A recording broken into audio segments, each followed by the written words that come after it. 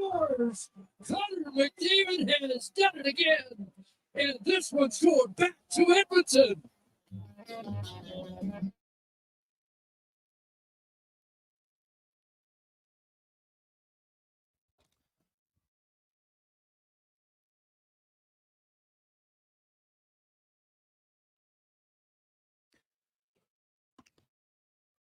Well, a wicked Wednesday afternoon. How are you? And welcome to the Jason Gregor Show on Sports 1440, Oilers Nation, YouTube, and Facebook. As always, presented by our title sponsor, PlayAlberta.ca, Alberta's only regulated online gambling website. Where had you picked McDavid to get multiple points last night, you'd have been happy. Maybe use the promo code Gregor50 on the Oilers, who were underdogs last night. Came away victorious again. And man, what a game. How was your heart rate? I know a lot of you have those smart watches. I'd be curious, where did it peak? Because just when you thought it might have peaked, maybe it was the Corey Perry goal. Maybe it was the Connor Brown shorthanded goal early in the game. What about when Yaremchuk hit the post on the empty netter? There's a lot of up and downs in that game. That was a highly entertaining game. Highly emotional game. The Oilers, I thought, were the better team for the first 30 minutes, and then Florida came back. And, Edmonton opened the door a little bit. The Holloway couldn't get it out. Draisaitl, Bouchard, leave a guy behind them, which is a cardinal sin, and Tkachuk scores. And you know what? What a difference it made for Tkachuk. He was a totally different player after he scored. And I know it resulted in Connor McDavid scoring, but you do have to give props to Tkachuk for his play to save the empty net goal. Could say it's all for naught, but still a pretty good play. But obviously paled in comparison to the Connor McDavid play. A minute 52 into his shift, which I think is what makes the play even better, where he dances through 4 different Florida Panthers. Because if you stop it, I put it out on in an article today, and you freeze frame it, it was a minute 49 into a shift. There was 11 seconds left in the power play, and he's 3 feet inside the blue line. On the Sportsnet broadcast, they have their name, embedded into the ice because it's obviously on the screen. And if you stop it right there, you're like, oh, nothing's going to happen here. Florida's got him surrounded. And then 3 seconds later, he's through them all, pushes it over to Corey Perry, and Perry roofs it for, a huge goal, another big goal for him, but also at the same time, kind of one of the easiest goals of his career. Got to go to the net, though. And I gave Chris Johnson credit. I don't know how many of you read his article or not, but that play to Corey Perry wouldn't have happened without Darnell Nurse calling an audible on the bench. So when the first unit power play stays out long, which they do sometimes, whichever first forward comes off, Nurse takes him. So that ensures that Bouchard hasn't come yet. And even if he has, because Ekholm goes out for Bouchard, that then they'll have 2 defensemen on the ice when the guy penalized player comes out of the box. Right? That's their plan. But Nurse saw McDavid suddenly turn up ice, called an audible and yelled to Perry, "You go," because he saw him attacking on the offensive side and said, you know what? Hey, well, the puck will still be there. And then Nugent Hopkins or Draisaitl is going to change because it was Hyman who came off. Because if Nurse jumps over the boards, he's not going to the net like Corey Perry. He's not. And maybe the goal doesn't happen. So when you look back at that game last night, there's so many moments in a game that can alter it. You look when it's 4-3 and the Panthers were buzzing, not crazily, but they were in Edmonton zone. They have the pass that goes to Bennett. He's wide open on the side of the net, and he can't get his stick on the puck to redirect it into the empty cage. You go watch that replay again. We're talking 2 inches, 3 inches. And when they say that sports in the big moments is a game of inches, it's not just football. Baseball, basketball, hockey, any team sport. It's such a fine line at different times of a game. And that game was exciting as anything last night. And, it starts what a play by Connor Brown. And by the way, though, if that happened against the Oilers where the opposing teams played, like you'd be reaming on the defense at the blue line. That was a terrible pass. Like because if you watch Brown, the penalty killing forwards, they take that angle. They go to the left defenseman, and Brown's got a very good stick. And because he knows that that's where they want to pass to. He deflects it out. Then he uses his speed. And I'll tell you, earlier in the season, Brown doesn't skate away from Barkov there because he doesn't have the pop that he has now. He skates away, and then what does he do? He stretches out Bobrovsky. What did Kevin Woodley say in the pre-scout and then reiterated on Monday on the show? You can't just make a deke on Bobrovsky. Can't be quick. You want to stretch him out, and that's what Brown did. And Bobrovsky still got a slight piece of it, just not enough. And what a massive goal for the Oilers. Shorthanded again to open up the scoring.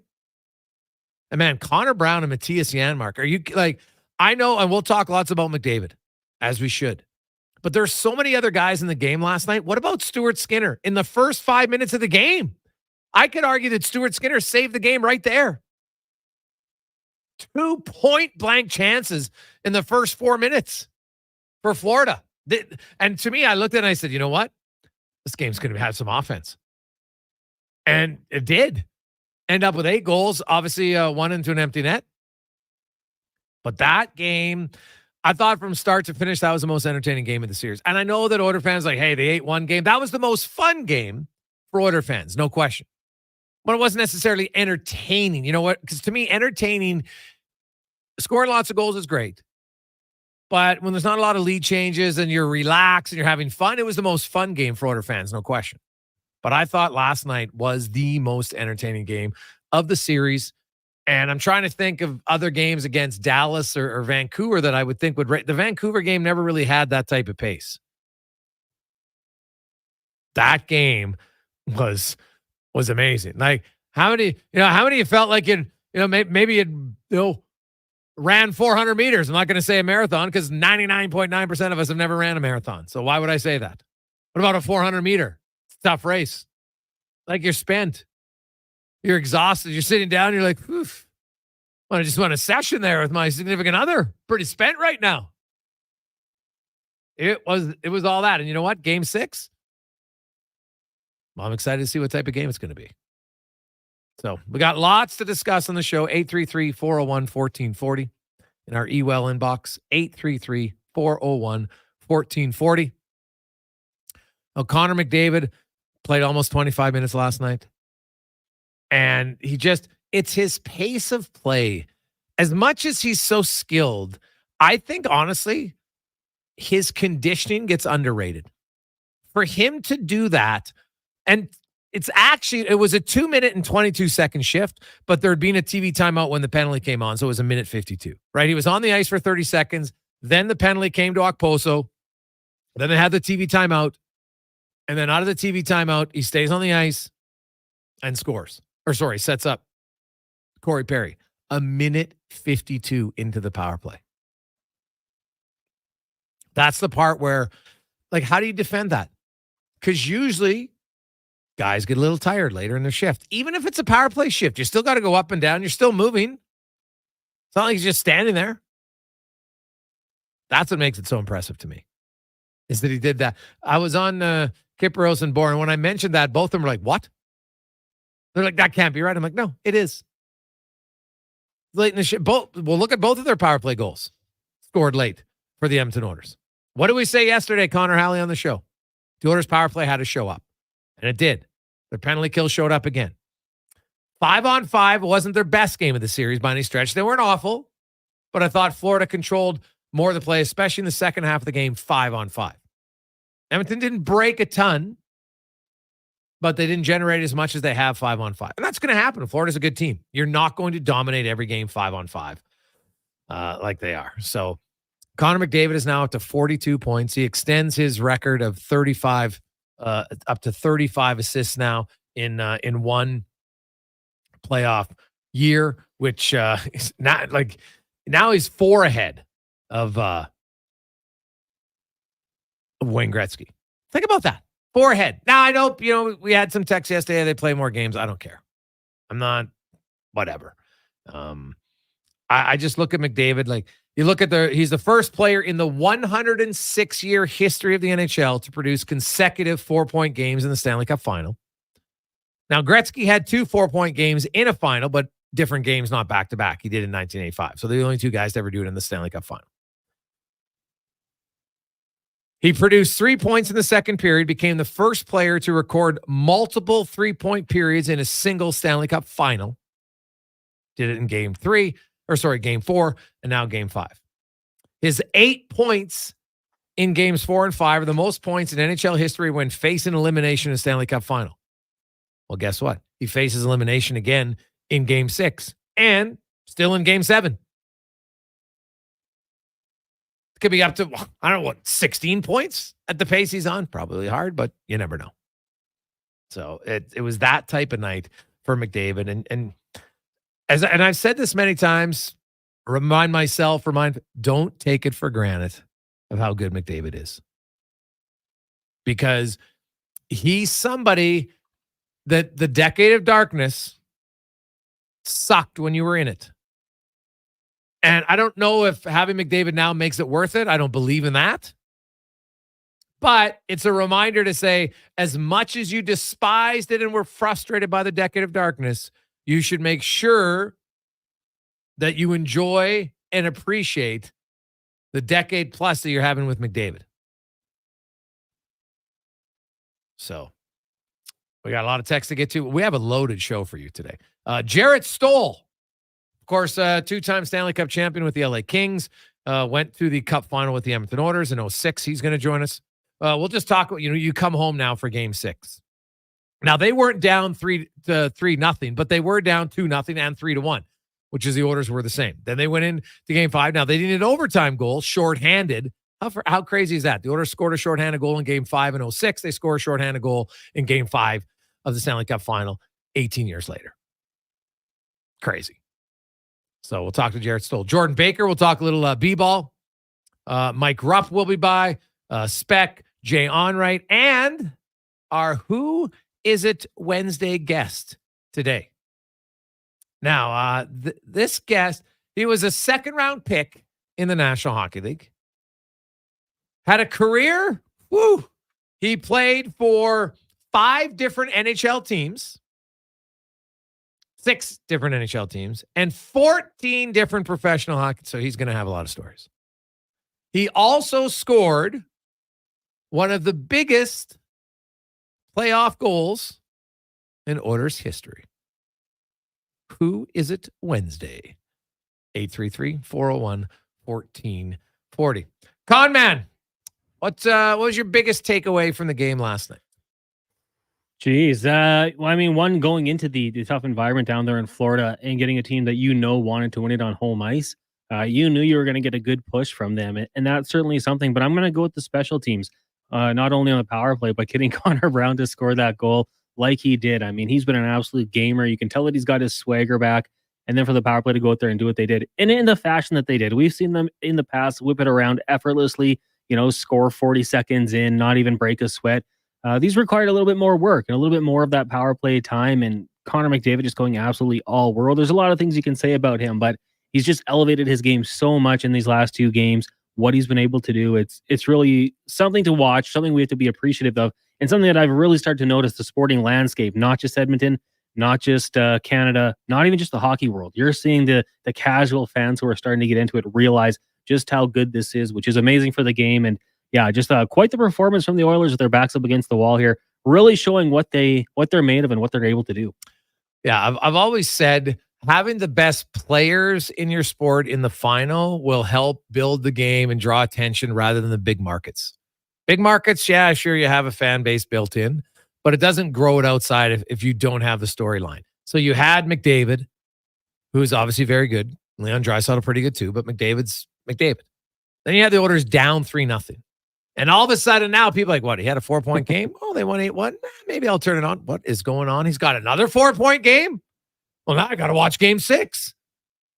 Because I'll tell you, everybody obviously every Oiler fan wants it to go 7. I think the only people right now who don't want this to go 7 games is the Florida Panthers.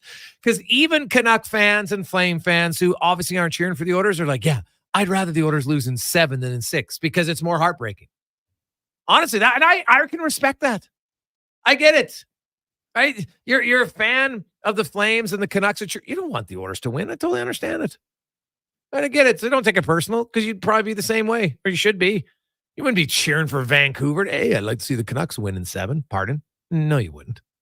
No chance. So, hey, guys, I must be smoking some really good crack. Or did my eyeballs just see Gretzky, Lemieux, and Orr all wrote up in one of that McDavid to Perry goal from Superman? Well, McDavid does have a lot of attributes of all those guys. That's what, he's got the speed of Orr. He can deke like Lemieux. He's got the vision of Gretzky. Although Gretzky's vision, like in his back at times, looking in the glass, he's freakish, right? Like what's great about Gretzky and McDavid was how different they were in their greatness, right? Like Gretzky would just beat you cerebral, and he would make plays and think and anticipate, and when he had to be fast, he could be fast. I never really saw him ever get caught on a breakaway. Right? They always said, "Well, Gretzky wasn't that fast." Well, except on a breakaway. Did you ever see him get caught on a breakaway? Now he's not McDavid fast. No one is. Right? Mario Lemieux was ridiculous one-on-one player. 1-on-2 players, 1-on-3 players. McDavid's got that too. So it is very fun to watch. There's no question about it. Hey guys, I peaked at 97 BPMs. My stepdaughter was 147 from Stewart. 147. Holy cow. Now, you know what though? I do know that if you're a little bit smaller, your heart beats faster. So that makes sense. I get it. It's I'm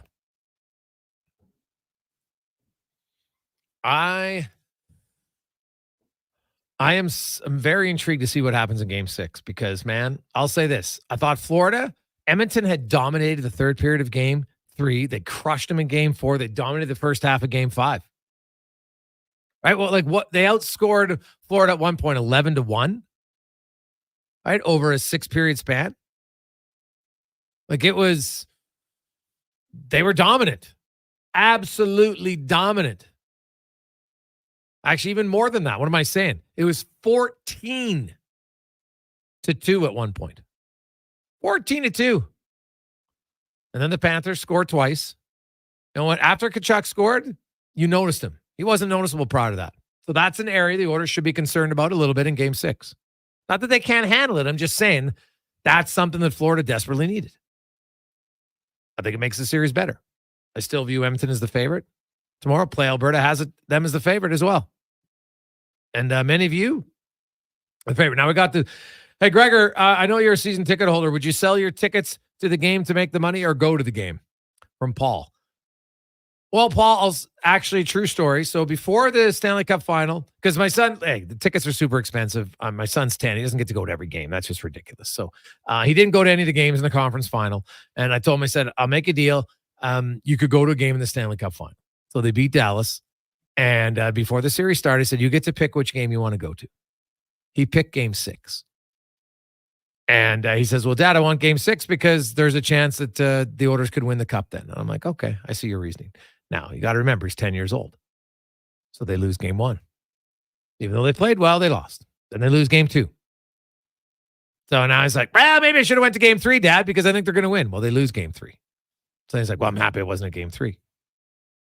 And he's like, now he's concerned that he might not get to go to a game because, I gave my friend Craig, our tickets to the other game. Well, he bought them for me. I can give them to him. He was watching the game last night. I'm downstairs. I'm watching it. My brother came over watching the game. And my son, with like 10 minutes left, he's really nervous. And I think he's more nervous because he really wants to go to game 6. And my wife she can't watch the close game. So she had left a long time ago. And he's like, Dad, I think I'm just going to go upstairs. And so I don't know what he was doing. I think he ends up watching it. With all I know is when McDavid scored into the empty net goal, all I hear are footsteps upstairs and a 10-year-old screaming, I'm going to game 6. So that's what he's doing. Now, for people who would sell their tickets, it's going to be, I get it that you can make a lot of money. But if you have season tickets, you're probably not living paycheck to paycheck. I lived paycheck to paycheck for many years of my life. It's kind of, build some character for you. You don't love it, but that's kind of how it goes. if you were at that point, let's say your tickets cost you, because they are like $900 a seat. It's crazy. It's ridiculous. It's such a gross markup. But anyway, so they cost you $900. So what? Let's say you double your money and you sell it for $1,800. Are you going to be able to spend that $1,800 for somebody who doesn't need it on something that's going to match the feeling you could have by being in the building? Right? Because you can't put a price on certain experiences. Right. And that's why some people are willing to pay an exorbitant amount of money for one game to go. Right. I saw some of the ticket prices online. I'm like, oh my goodness. And somebody will pay for it because they want the experience. So yeah, I wouldn't do it. We'd made the promise to my son, but even when we hadn't, I would, my wife would have went. So I don't sit in the crowd in the playoffs, but, because I'm working. But yeah, everybody's different. To me, as I've gotten older, I look for experiences more than anything else. And I think it'll be an experience, whether you're in the building, whether you're in your basement with your family or your friends, you're out on the rocks, or maybe you're at the moss pit, wherever you are, it'll be a memorable game. Our next guest, he's played in a few of them. He won 2 cups. He lost a cup. He knows the feeling on both sides. He'll join us next on the Gregor Show, presented by PlayAlberta.ca.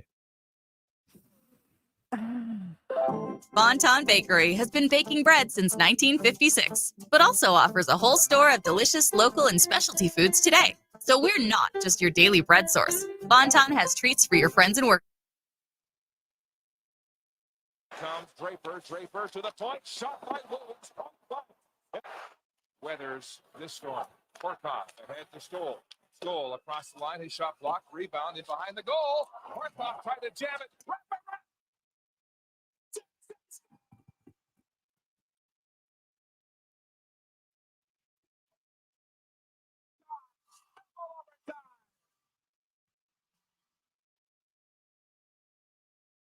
It'll make your heart race faster than our engines. Drive down to Edmonton, Kubota, or visit EdmontonKubota.com to discover how we can boost your efficiency, productivity, and fun. Edmonton Kubota, powering your passion with every turn of the key. I'm Ryan Nugent-Hopkins. And I'm Zach Hyman. And when we're not making juicy, sweet passes, or having my goals disallowed, we're working for Legacy Heating and Cooling. Guys used to call me a plumber. And now they call you an AC repairman. Nice. Hey, guys, you're not here to fix air conditioners. You're here to sing the jingle. Oh. Well. Okay. Call Legacy. Call Legacy. No payments and no interest for 1 year from qualified installers. Legacy Heating and Cooling. Join NHL alumni at the Hockey Heroes Charity Alumni Weekend in Whitecourt on September 6th and 7th. A Friday night banquet featuring live entertainment, auctions, and a great meal, followed by a charity golf tournament Saturday at the Whitecourt Golf and Country Club. Visit hockeyheroesgame.com to register. CW Eves Troughing is busy. That's why they're looking for experienced troughers to run one of their trucks. To get paid top rates, contact CW Eves Troughing at 780-435-1492 or email info@cweves.com. AccuSteel heavy haul trailers have been providing highway and off-road custom trailers for over 25 years, bringing you innovative solutions for unconventional problems. They're your industry leader in engineered heavy haul trailer frame repairs, retrofits, rebuilds, and custom trailer fabrication. When you need to haul the largest machinery on the planet, they can do. Made right here in Alberta. They're 100% family owned, treating you like part of the family. Trust the experts at AccuSteel. Learn more at accusteel.ca. The job isn't done until the last load is hauled, and having a semi-trailer out of commission is not an option. Whether replacing or adding to your convoy, Edmonton Trailer has a huge inventory of new and used semi-trailers, trusted by the gravel, logging, oil field, fluids, and freight industries. Find a trailer right for you online or at one of their 3 locations. For sales, service, parts, rental, and finance, when you're in it for the long haul, Edmonton Trailer. Hi, it's Jason Gregor. We're looking for an experienced salesperson to join us as we continue to grow the Sports 1440 brand across the province. Of course, you'll sell Mornings with Carius, Low Tide Show, The Frenzy, as well as my show. No radio sales experience is needed, but you need some sales experience. You have to love sports, and you must be a hunter and driven. The base salary plus commissions for this great opportunity, and trust me, you'll have loads of fun working with us. Email your resume to Gregor at sports1440.ca. We look forward to having you on the team.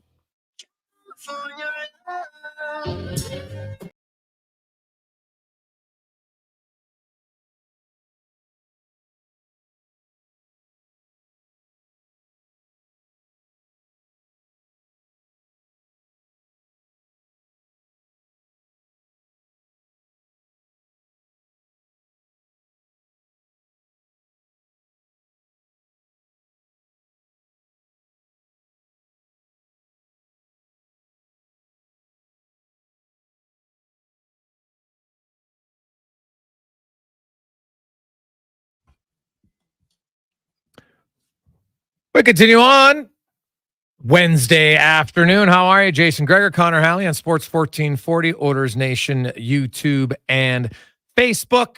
Gregor Show is always presented by PlayAlberta.ca. It's time now to go around the NHL, brought to you by McDonald's. And hey, stop in right now because you know what? You'll enjoy it. It's a strawberry sauce made with real strawberry pieces, mixed with chunks of cheesecake-flavored cookie dough, which gives you the strawberry cheesecake McFlurry, but only for a limited time. Try it now at McDonald's. We are joined by a gentleman who won 2 Stanley Cups, also lost in Game 7, so he knows the vast difference in the jubilation and disappointment that can happen in a Stanley Cup final. Of course, was originally drafted by the Calgary Flames, then ended up went back into the draft, drafted by the Edmonton Oilers, played with them for many years before being traded to the Los Angeles Kings. Also a director of part of player development for the LA Kings. Jared Stoll joins us now. Stoley, how you doing, my man? I'm doing great. Can you please explain the strawberry McFlurry to me again? That was so good, bud. Oh, yeah, buddy. It's real strawberry mixed in with cheesecake flavored cookie dough. Oh, that's unreal. That's not how you said it. What did I say? In a different tone, a little bit of a different language, but that's okay. Thanks for having me on, bud. Did I butcher it? Oh, I might have. No, great job. Okay. McDonald's will be happy the way you did it. Oh, nice. I like it. As a guy who won 2 Stanley Cups, who's also part of a team that came back from a 3-0 deficit, not in the Stanley Cup final, but still 3-0 deficit's a 3-0 deficit. How closely do you watch this series and have a flood of memories coming back for so many different reasons? Yeah, that's true for sure. I'm watching really close. I watched the whole game last night. Watched parts of games 1 and 2, and no, it's just momentum's a crazy thing. Sometimes you have it, sometimes you can lose it pretty quickly, and obviously Edmonton kept it going into Game 5. But no, it's hard, it's tough. Like in 2014, when we came all the way back against San Jose, we rode that momentum all the way through, and they didn't do anything to take it back. But we'll see if Florida can do something to take it back in Game 6 here. But when we won Game 5, I say this all the time about Game 5. Like, I know you have to, when you're down 3-0, you got to win Game 4, yes. But if you don't have home ice, you go into the other building, Game 5, like we did in Carolina in 2006. And if you win that game, that's such a huge pivotal point game that you almost feel like, okay, you're not going to lose Game 6 at home. You're just not going to do it. You got all the momentum in the world. We played our best game probably all season long in Game 6 at home in 2006. We shut out Carolina, I believe, 3-0, and it was just a perfect game for us. So we felt like we had all the momentum going back to Carolina, which I'm sure a lot of other people felt the same.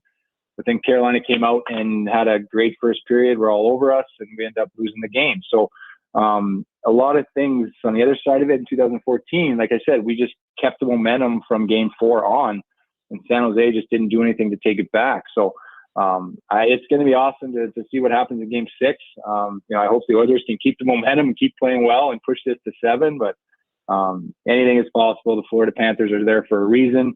Very, very hard to beat a team like that 4 straight games. So we'll see what happens. You mentioned that they were never able to grab momentum back. So not that you would expect them to, Jared, but you've been on the side where the other team has it. You try to grab it back. How can you explain how you're able to grab momentum back, or maybe limit the team from being able to get it back? Yeah. Well, it's just a mindset. It's your attitude going into the game. It's leadership. It's coaching. leadership is a huge thing. Like, I say a guy like Barkov and Ekblad and even the goaltender Bobrovsky and Ulrich and Larson. These guys that have been in the league for a long, long time, they need to take grasp of their team and of this series and say enough is enough. And on the other side of things, you got the usual suspects on the Oilers side that are playing better and better as this series goes on, and they want to keep doing that. So it's going to be very, very interesting. It's hard to take it back sometimes, but it's also hard to keep it. So we'll see who breaks here in Game 6. Jared Stoll from the Los Angeles Kings joins us. I want to take you back to 2006 for a moment. That was a great run, kind of unexpected a little bit. And, you're down 2-0. You're down 3-1 in the series, very similar to Edmonton. You get a massive shorthanded goal from Pisani in Game 5. The Oilers get a massive shorthanded goal, albeit the first goal of the game, from Connor Brown last night. You remember that flight home, Jared, from Game 5? And, I had Pisani on the show earlier, and I've had a few guys from that team say, we knew we were going to win Game 6. Why? Yeah, for sure. Well, just kind of what I mentioned about momentum. And, we could see how disappointed they were after, being on the power play for a chance to win the Stanley Cup and then going back all the way to Edmonton. So I'm sure the Oilers are feeling pretty good about themselves flying back to Edmonton today, knowing that the disappointment that Florida had, wanting to win it at home, and just all the excitement. The party was planned, all the families, all the everybody's in town, and there's a lot that goes into not only playing the game but around the game and off the ice.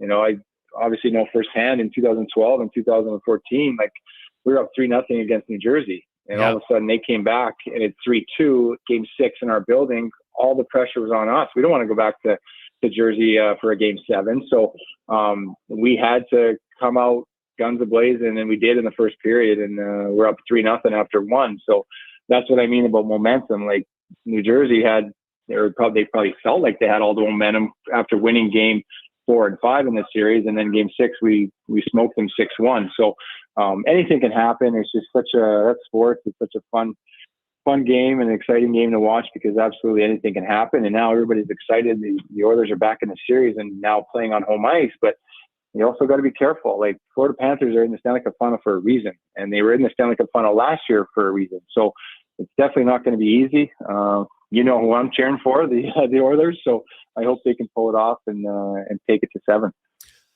You've been in the playoffs a long time, and at different times. When you go back to it, like even when you won, right? Like I know, you lost. It came down to Game 7, and they got kind of a lucky goal early on in the game, and it's hard to overcome it. But there's lots of moments along the way, Jared, that you look back and you're probably like, man, if this was like 2 inches the other way, maybe it changes the whole series, right? Like Rafi Torres' hit on Mihalik really seemed to change the tide for you guys in that San Jose series. It was like one play, but it really seemed to make a big difference in the series. Then, there's overtime goals. There's, guys missing. Like I look at plays last night, Sam Bennett, when it's 4-3, he's on the side of the net and he just seemed to miss the puck. Otherwise he redirects it in a wide open net. And then Edmonton goes down and wins the game. And if they win the series, that guy could have a long summer thinking, man, I'm literally an inch from the puck and I miss it. And we tie the game and who knows what happens. Do you have a moment that you remember from one of your cup victories or losses that really kind of changed the tide, just a single moment in a game? Yeah, I do. It wasn't early on in the series, but it was in Game 7 in Chicago, 2014, when winner goes to the Stanley Cup final, and we won the game, won the Stanley Cup, but we were down 2-0 in Game 7. The Blackhawks had a 2-on-1. Brent Seabrook had an open net, and Jonathan Quick made a huge save to keep it 2-0, not 3-0. And then sooner after that, we got back in the game. Jeff Carter scored to make it 2-1.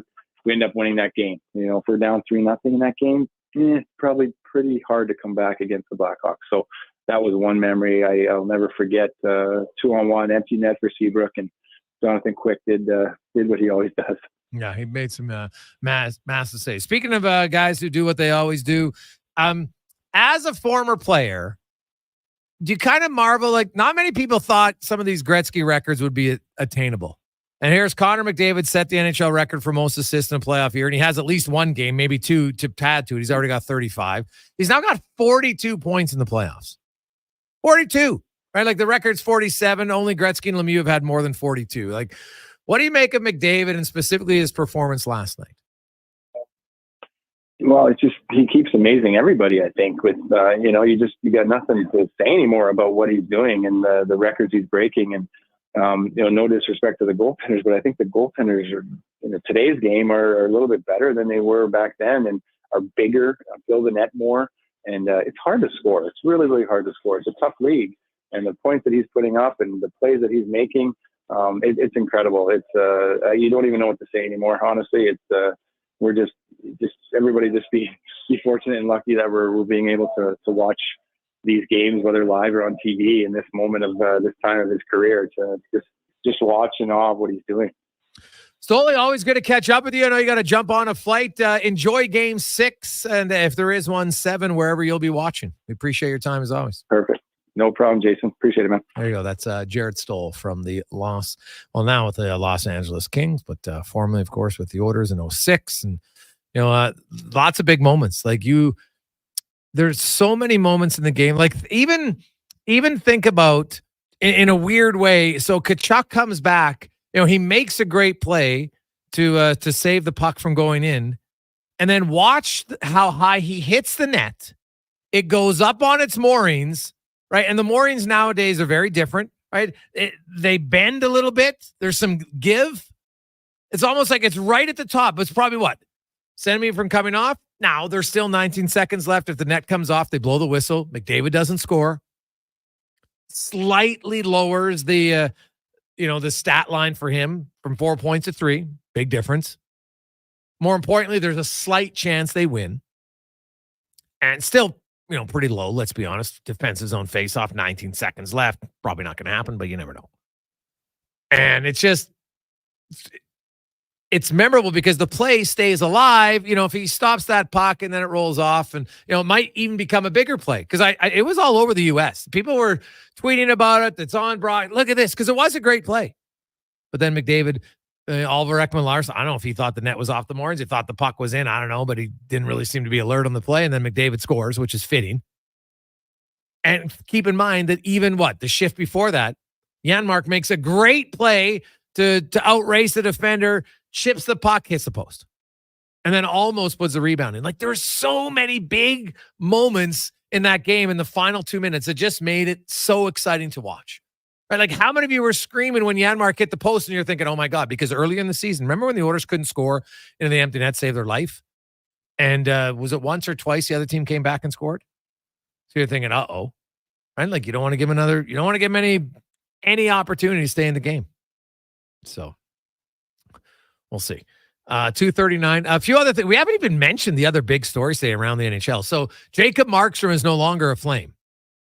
He's traded to New Jersey for Kevin Ball and a first-round pick in 2025. Now, it's top 10 protected. So the Devils, they protect themselves just on the off chance they completely soil the sheets, which I guess is always possible. You never know. But you wouldn't think they'd be a bottom 10 team.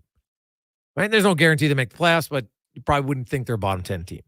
So the Flames will likely get that pick. But if not, then they get in 2026. Then, and this is probably a bigger trade, Pierre-Luc Dubois, who wasn't even with the Kings for one full, I got to go back and look at the day he was traded. I don't even think it's a full calendar year that he is traded from Winnipeg, goes to LA. Kings give up lots of good pieces. Gabe Velarde, really good. Iafallo, Kupari. 1 year. They sign him to the extension, $8.7 million. Plays 1 year. They don't like it. They trade him for Darcy Kemper straight up. No retained salary, nothing. Basically, it's a salary dump. They didn't want to buy him out. They could have bought him out for a third, but they said, you know what? We'll just take Darcy Kemper. And he's going to be one of our goalies for the next, what has he got, 2 years left, Cons? I think he has 2 years left. So, yeah, so he's got 2 years left. And now it hasn't been great lately.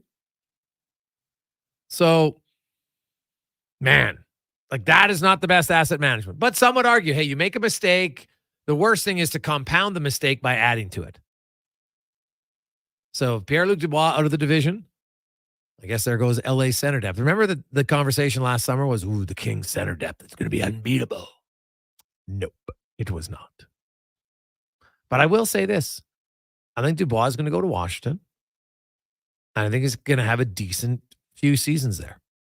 I think he's going to light it up. He might not live up to 8.7, but I wouldn't be surprised if he's a 60 or 70 point player at all. So it wouldn't be a terrible trade at the end of it. I got a lot of guesses in. We've got a lot of Kevin McClellan guesses today, which would be good. But no Peter Klima. No, not the. I wish we could get Peter on. Man, it'd be unbelievable. I would take it.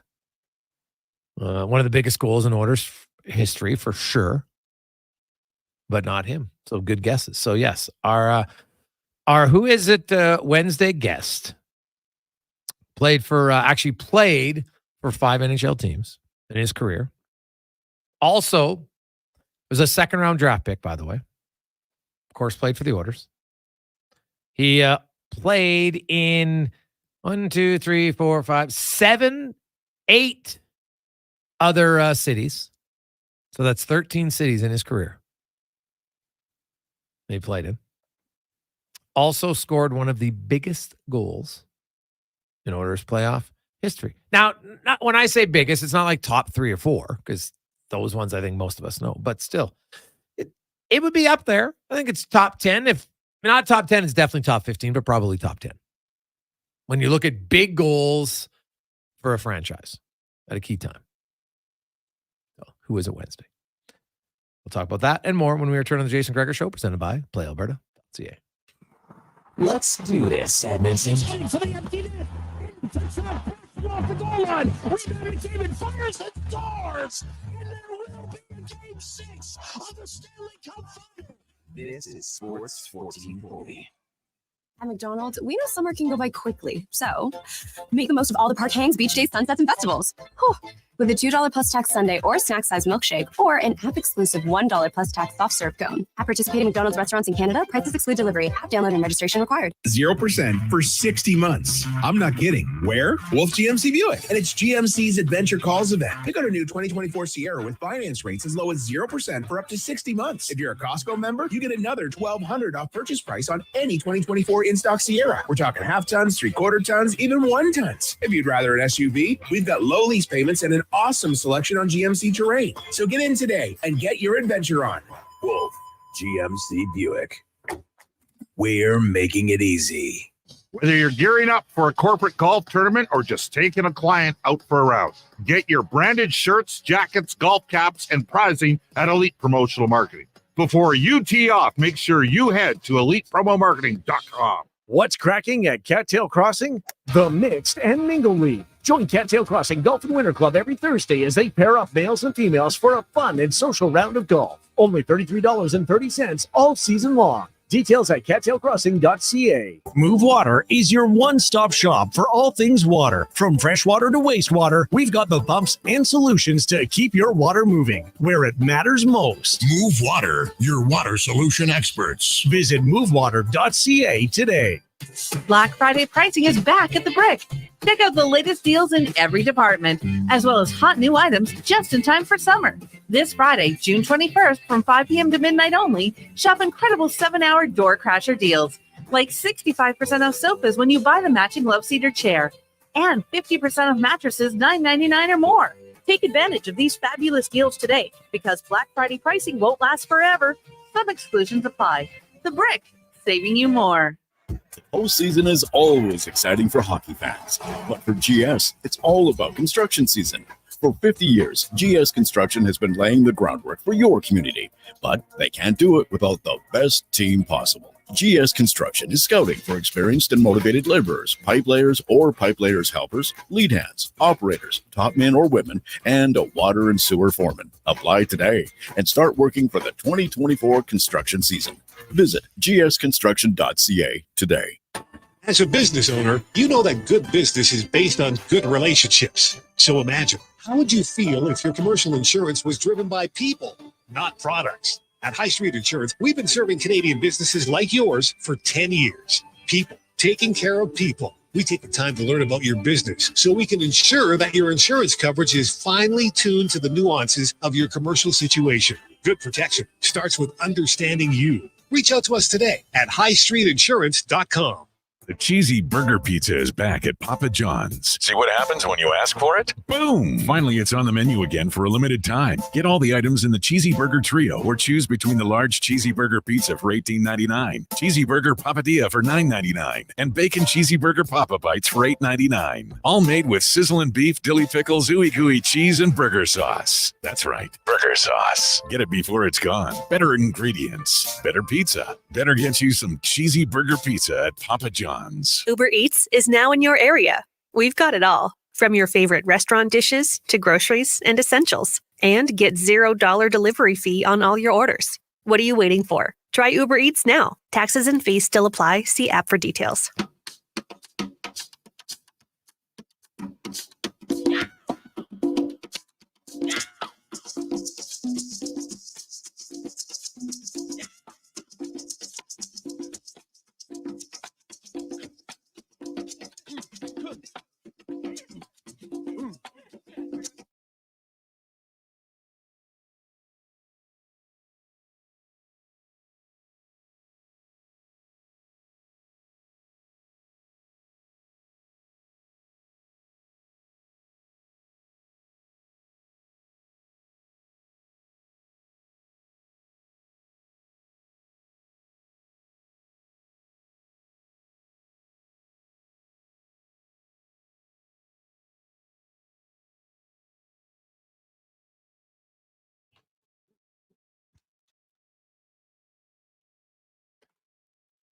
.247. Welcome back. Jason Gregor, Connor Halley with you on Sports 1440, Oilers Nation, YouTube and Facebook. The Oilers fine today as they will arrive in Edmonton. Relax, they'll be back on the ice for a skate tomorrow and then getting set for Game 6 as the dream is still alive, Oiler fans, for your team to do what many thought was impossible. Come back from a 3-0 series deficit. No team in North American sports in the modern era has ever done that in a championship final. Not in Major League Baseball, not in the NHL, not in the NBA, obviously not in the NFL. It's only one game. CFL, nope. Lacrosse, nope. So it could be, it would be a monumental accomplishment if they do it. And they're now halfway there. Trailing 3-2, coming home Friday night, which will be an absolute animal house in a good way on Friday night down at Rogers Place. So we'll talk more about that. Also, who is it? Wednesday guest, former Oiler, talking all things Oilers, which should be quite good. Let's talk a little hoops now with our basketball report brought to you by Legacy Heating and Cooling, home of the no payments, no interest for 1 full year on your AC unit. Stay cool all summer at legacyheating.ca. As we are joined by the head coach of the Edmonton Stingers, also the general manager, Mr. Baker. How you doing, my man? I'm good. How are you? I'm excellent. Now, no, as a are you a big hockey? Like, obviously, you're a huge basketball guy. Yeah. Like, are you just a sports fan? Like, do you watch the playoffs? Do you have time as a coach, GM? Is this a way to get away for you to watch the games? Or do you even have time? Yeah, I mean, I think it's great for the city, and the buzz around the Oilers is obviously been going on as they make this deep playoff run. So, I've been tuning into every game. Last one I watched from a hotel room in Winnipeg, but it's exciting to see, and glad the guys are, coming back from a 3-0 and, making it interesting. Hey, speaking of making it interesting, a pretty successful road trip. You go into Calgary and win 91-84, and then 2 days later, you're into Winnipeg and you get by the Sea Bears 97-87. You've off to a pretty good start overall. I know as a coach, there's always things you improve on. I guess, what have you liked recently? You had a really good start, then a little bit of a hiccup, then you got back on track. How'd you get back on track? Yeah, I mean, I think the biggest thing for us is we had a little bit of a renewed enthusiasm on the defensive side of the basketball. And that always makes things easy for us. We're able to turn stops into scores. So for us, it was, we were 4-0 and feeling pretty good about ourselves. And then all of a sudden, some of our priorities changed to where we wanted it to be. So we're glad that our leadership group and our core guys have started to preach a little bit more about how important the defensive side of things is for us. And it's funny you say that because it hasn't limited your offense. You're one of the high scoring teams in the league. So a lot of people will say, hey, good offense starts with a good defense. But specifically, Jordan, what was it about your defensive game that you wanted to be a little bit more dialed in on? Well, with Calgary, when we headed down there, they're dynamic in transition. They get a rebound or they get a steal, and it's basically 2 points the other way if you're not focused on putting 5 players in front of the basketball. So that was a big priority for us, was transition defense. And then, a very physical, athletic team. They want to rebound the ball well on the offensive side, give themselves multiple chances at a possession. So rebounding and transition defense were keys for us. And if we're able to put 5 players in front of the basketball and limit them to 1 shot, which we did through 3.5 quarters, we were in a pretty good spot. Jordan Baker joins us. So Jordan, now you're back on the court at home. You've got the Ottawa coming in on Thursday, and then you have the Surge again on Sunday. The Blackjacks off to a little bit of a slow start, but every team in the league can beat you at any point. When you look at the film of the Blackjacks, what do you need to be leery of? Yeah, I mean, we beat them on the road at their place our second game of the season, so we've already seen them once. But they're a much different team. They were awaiting a few players who are finishing up their seasons overseas, and now they've got those guys in the fold, and they're a much, much different team. So they got a well-balanced attack. They got guys that can beat you from the inside, guys that can beat you from the outside. So for us, it's a matter of not looking past these guys, certainly, and understanding that they're much different and a much better team than what we saw at the end of May there. When you look at your team, you had some guys come in, obviously not right away. As the GM now, is your roster pretty set, Jordan, or is there still possible new additions coming? How's it looking? Right now, we are who we are. Okay. The unfortunate part about sport is injuries and other commitments and things that may change things. But at this point, the players that we have in town and in the building are who we expect to and hope to finish the season with us.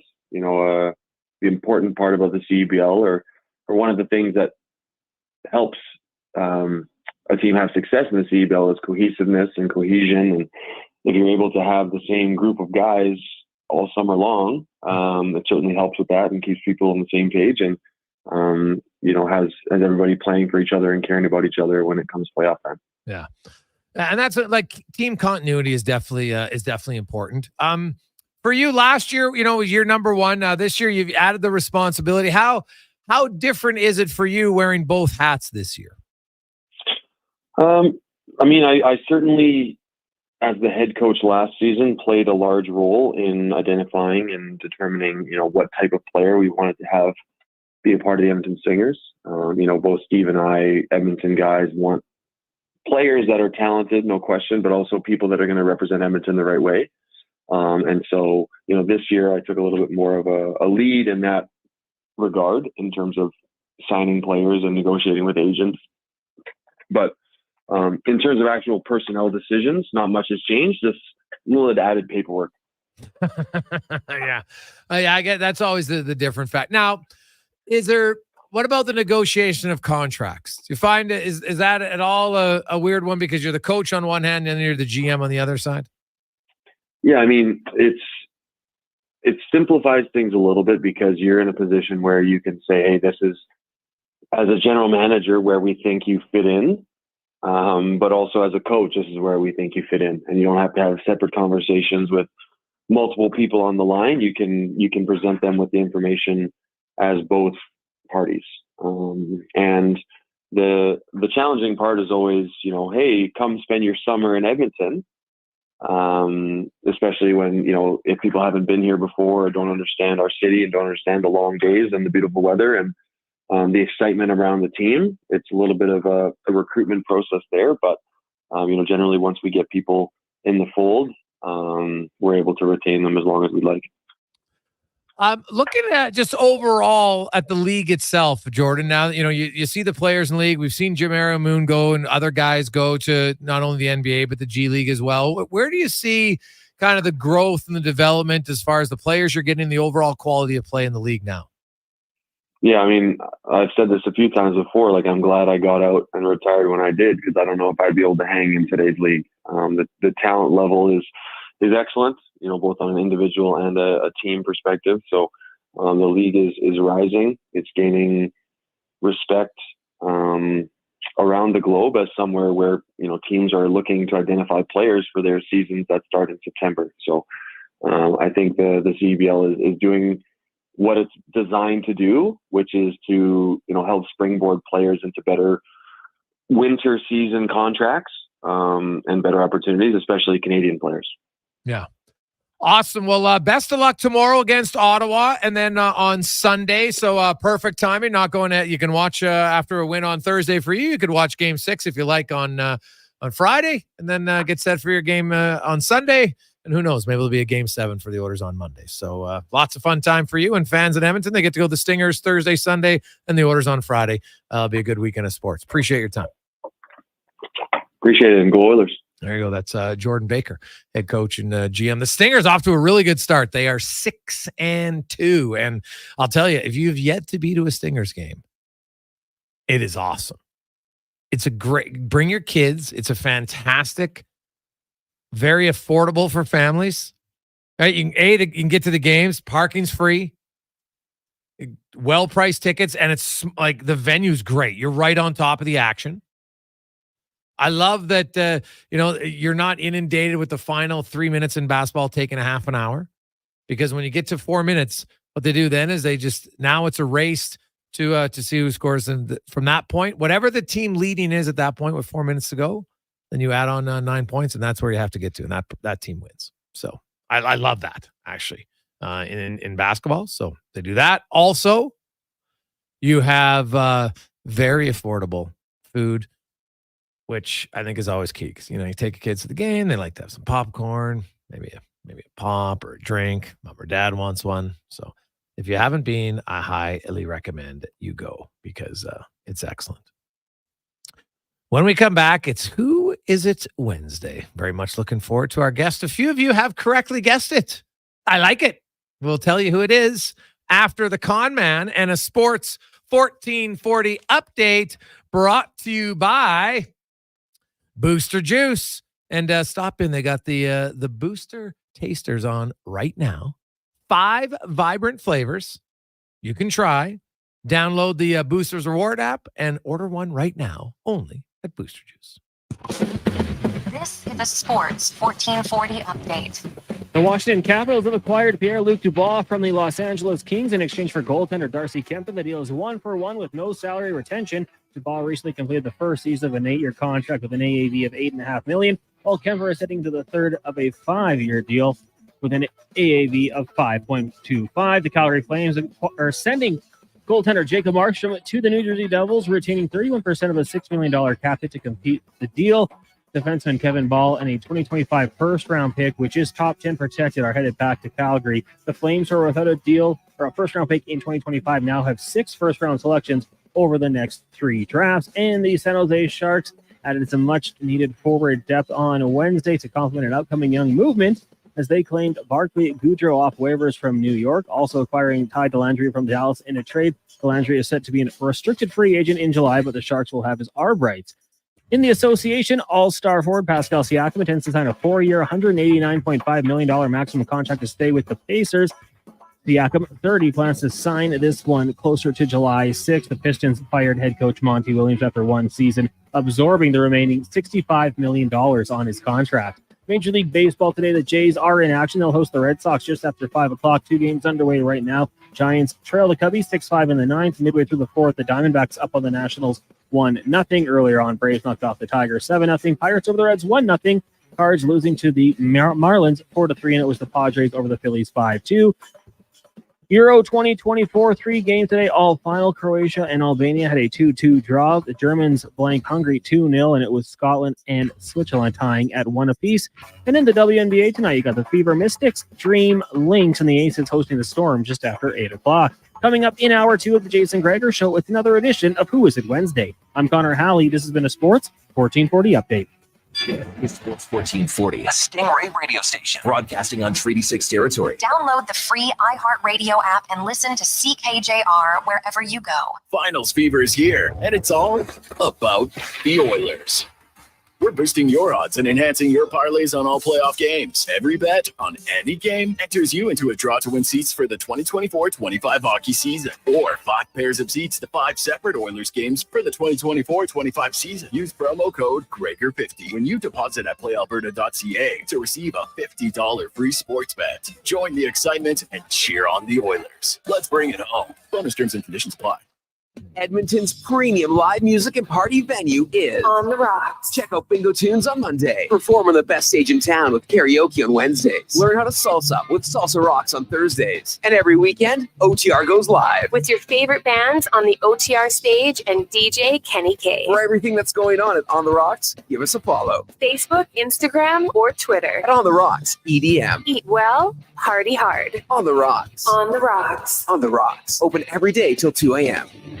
Hey Edmonton, ready to power up your projects with unbeatable strength and efficiency? Step into Edmonton Kubota, where our massive inventory meets all your needs. From rugged tractors and loaders to nimble mowers and utility vehicles, we've got the machines that work as hard as you do. And guess what? This month, we're rolling out exclusive deals that'll make your heart race faster than our engines. Drive down to Edmonton Kubota or visit EdmontonKubota.com to discover how we can boost your efficiency, productivity, and fun. Edmonton Kubota, powering your passion with every turn of the key.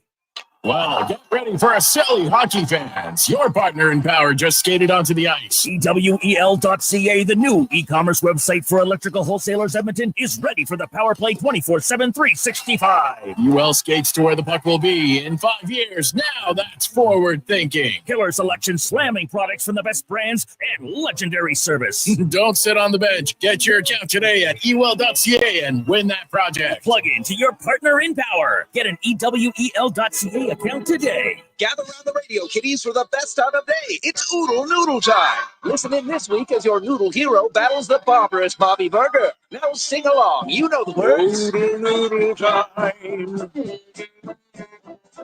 Oodle Noodle time. You know what time it is now. Get up and give me your best Oodle Noodle dance. Your best time of day is Noodle Noodle time.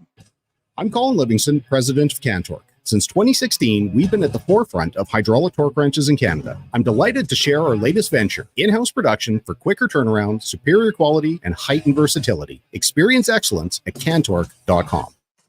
The ATB Classic is returning to Northern Bear Golf Club. An international field of professionals will battle it out on their path towards the PGA Tour. $15 Well, gets you wicked. access to the tournament, or upgrade your ticket for premium greenside viewing. Net proceeds go to Youth on Course to give kids aged 6 to 18 access to play golf for just $5. Come see the future Bonton stars Bakery of has the been PGA Tour. baking bread. Connor Halley on Classic Sports. at Northern Bear Golf Club. June 27th to 30th. Get your tickets at atbclassic.com. Wendy's Small Frosty is the ultimate summer refreshment. And not because it's cool and creamy and made with fresh Canadian dairy. It's also refreshingly cheap. Just 99 cents until July 14th. It's a treat for you and your wallet. Taxes extra at participating Wendy's.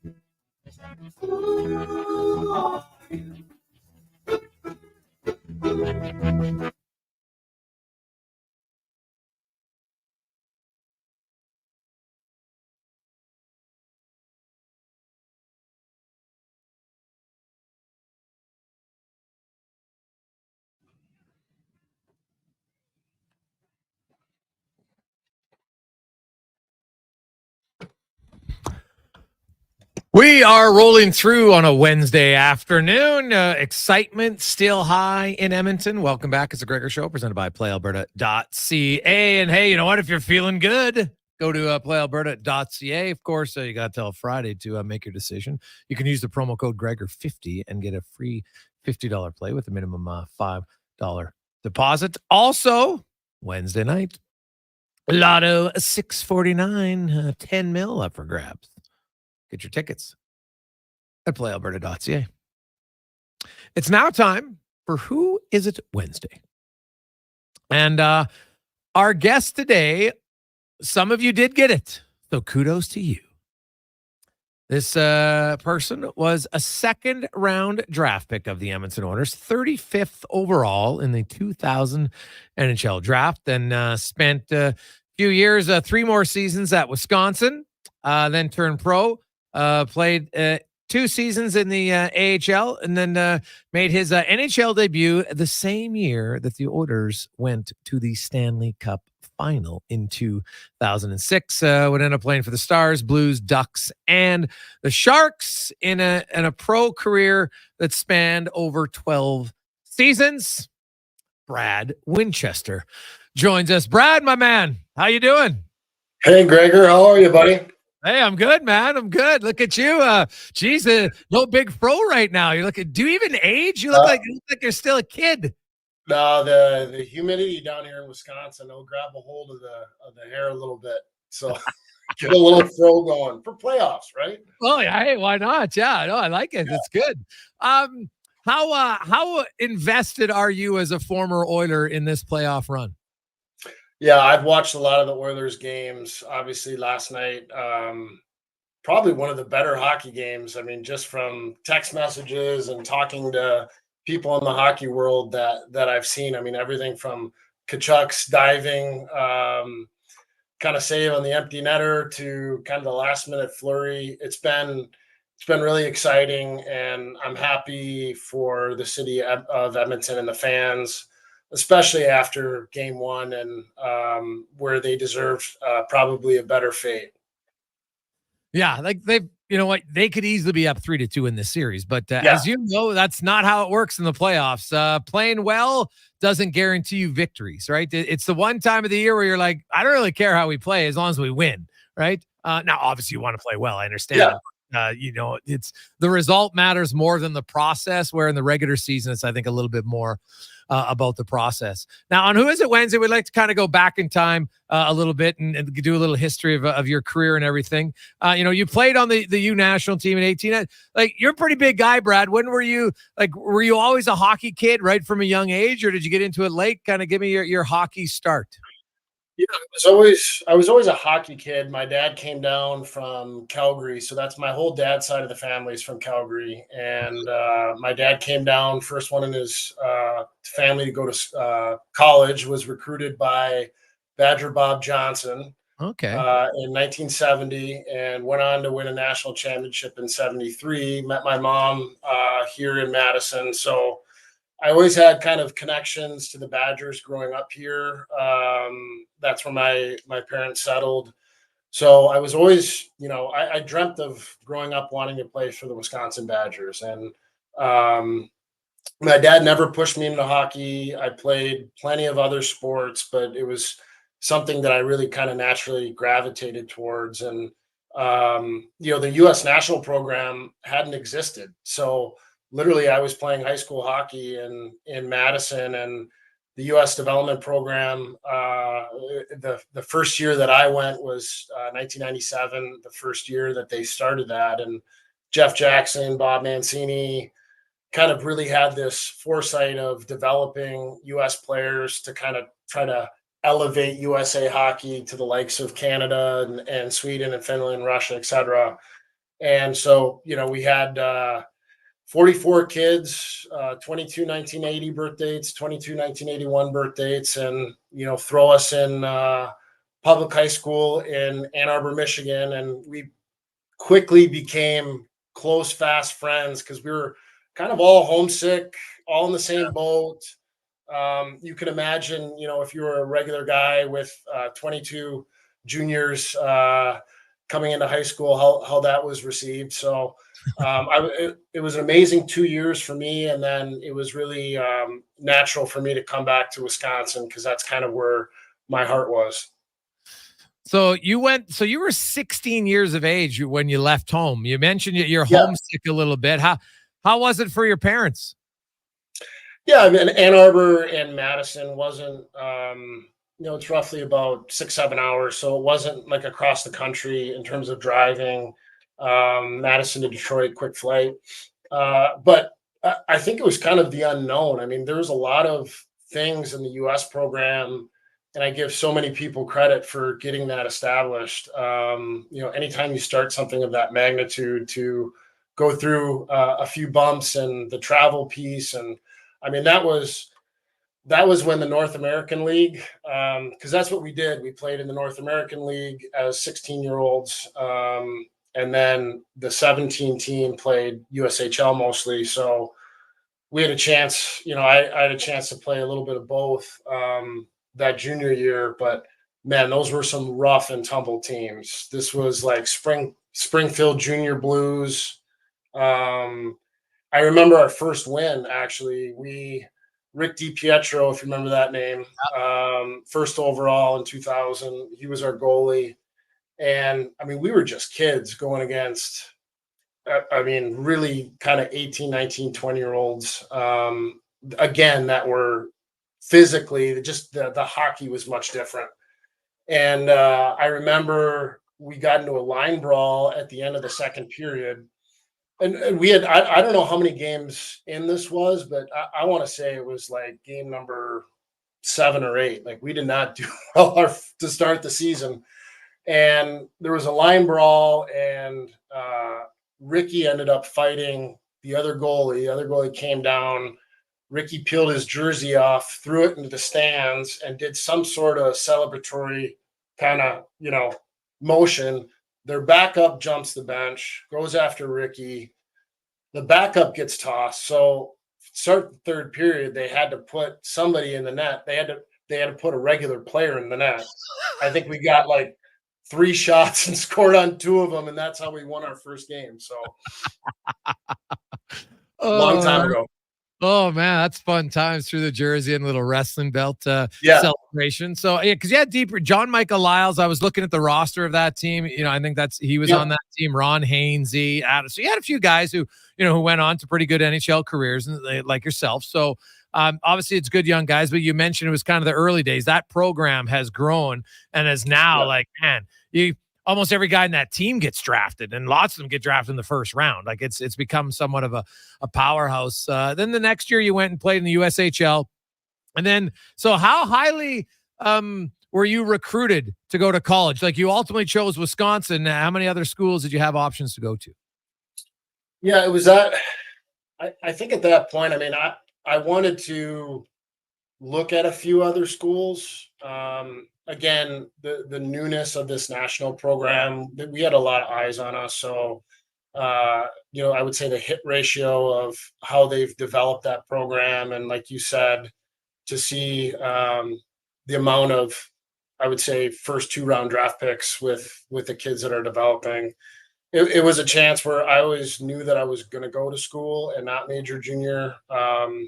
Kootenai drafted me, I don't know what year, just by chance, if I would leave school. Actually, Stoll was on that team. That was the year they won, I think, the Mem Cup. So, but I always knew that I was going to go to Wisconsin. I kind of wanted to follow my dad's footsteps. It was my hometown. And so pretty natural for me. We had a really good recruiting class. Danny Heatley was in recruiting class. We played together a couple years before he left for Atlanta. And we had some really good teams at Wisconsin. Yeah, and you went the full 4 years there, Brad. And then, after your first year, that's when you got drafted by the Oilers. Take me back to the 2000 draft.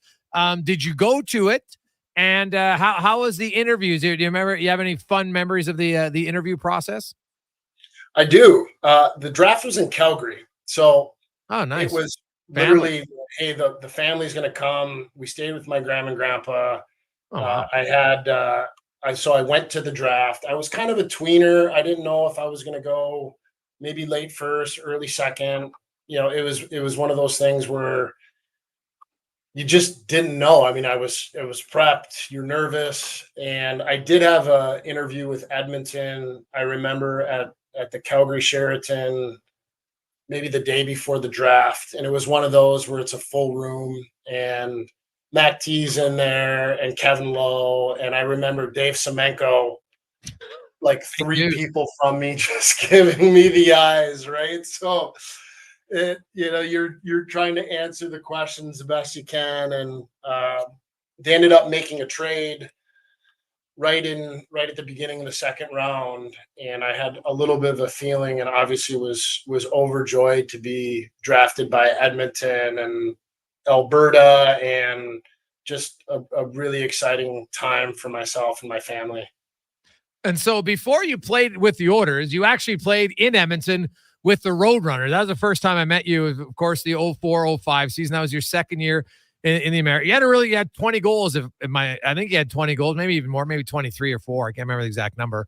So that was your second year in Edmonton. How did you, was it unique? It's the strike or lockout season for the NHL guys. And, you're a young player. It's your second year pro. And, Stoll came down, Rafi Torres. There was a few NHLers around. So, it's probably one of the best years as far as talent goes in the AHL. Do you think that helped you more that season in hindsight, just because you got to play and you got to play against, more NHL players at the AHL level? Yeah, that year the talent in the AHL was phenomenal. And, guys like Rafi and Jared that came down, I give them a lot of credit at the time, because they, not only had they gotten NHL games, but they were established NHL players in terms of being contributors to Edmonton the previous year. So we had Jeff Ward, for me, was a phenomenal coach. Patterson, the staff there, my first couple of years, Jeff Bookaboom. I came in that first year in Toronto, and probably took me a half of a year to really kind of get going and figure it out. And I had a lot of momentum at the end of my first year. So moving into that second year, the lockout year, none of us really knew what was going to happen. I think the cool thing is that we knew we were going to be in Edmonton. So there was something where it was just kind of out of sight and out of mind. We knew we were going to be kind of in one place, because a lot of time in training camp, if you're on the bubble, you don't know where you're going to end up living. And so there was something settling about that. But we had a really good group of guys. And it was fun playing in Alberta, and especially with the lockout going on, fans wanted to watch hockey. Edmonton loves their hockey. So we got a lot of support. And for me, it was a great year to get acclimated to Edmonton, see what the city was all about, and had a really fun year being in Edmonton. Brad Winchester joins us here on Who Is It Wednesday. We'll take a break. When we come back, we'll talk about, of course, the 06 run. Brad, of course, scored one of the huge goals in that series, but also had a very important role that some people probably don't know about. We'll discuss that next on the Jason Gregor Show on Sports 1440 and Oilers Nation YouTube.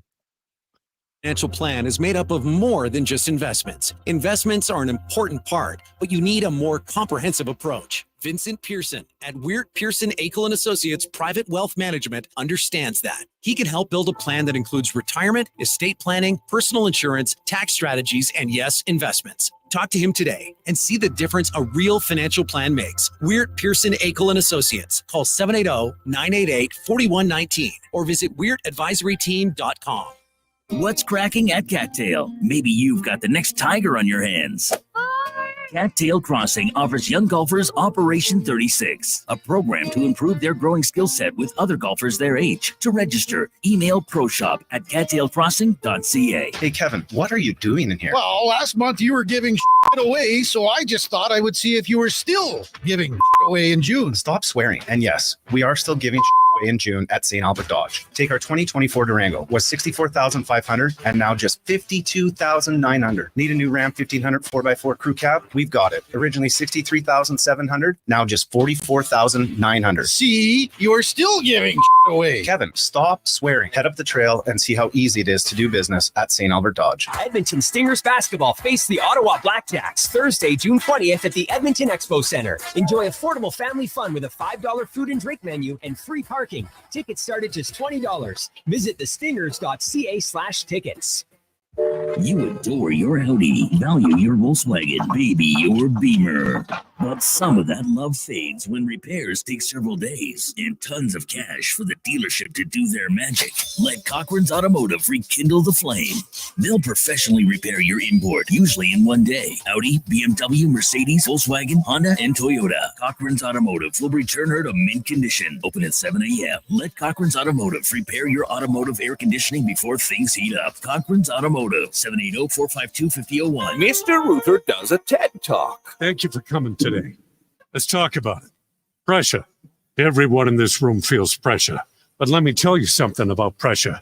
I'd rather feel too much pressure than not enough. You know why? Because low pressure often means you have corroded pipes, impaired water lines, or a calcified shower head. And who needs that? I'm Mr. Ruda, and this has been my TED Talk.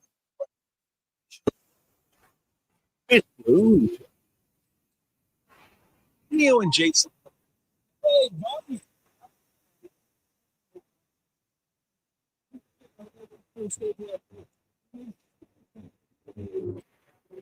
BU, Battle of Alberta champs, baby. But ask them who makes the best beef jerky in Alberta, and they'll tell you. Wilhauk beef jerky. It might be the only thing Alberta hockey fans can agree on. Pick up some Wilhauk beef jerky today in Leduc, Spruce Grove, and West Edmonton Mall.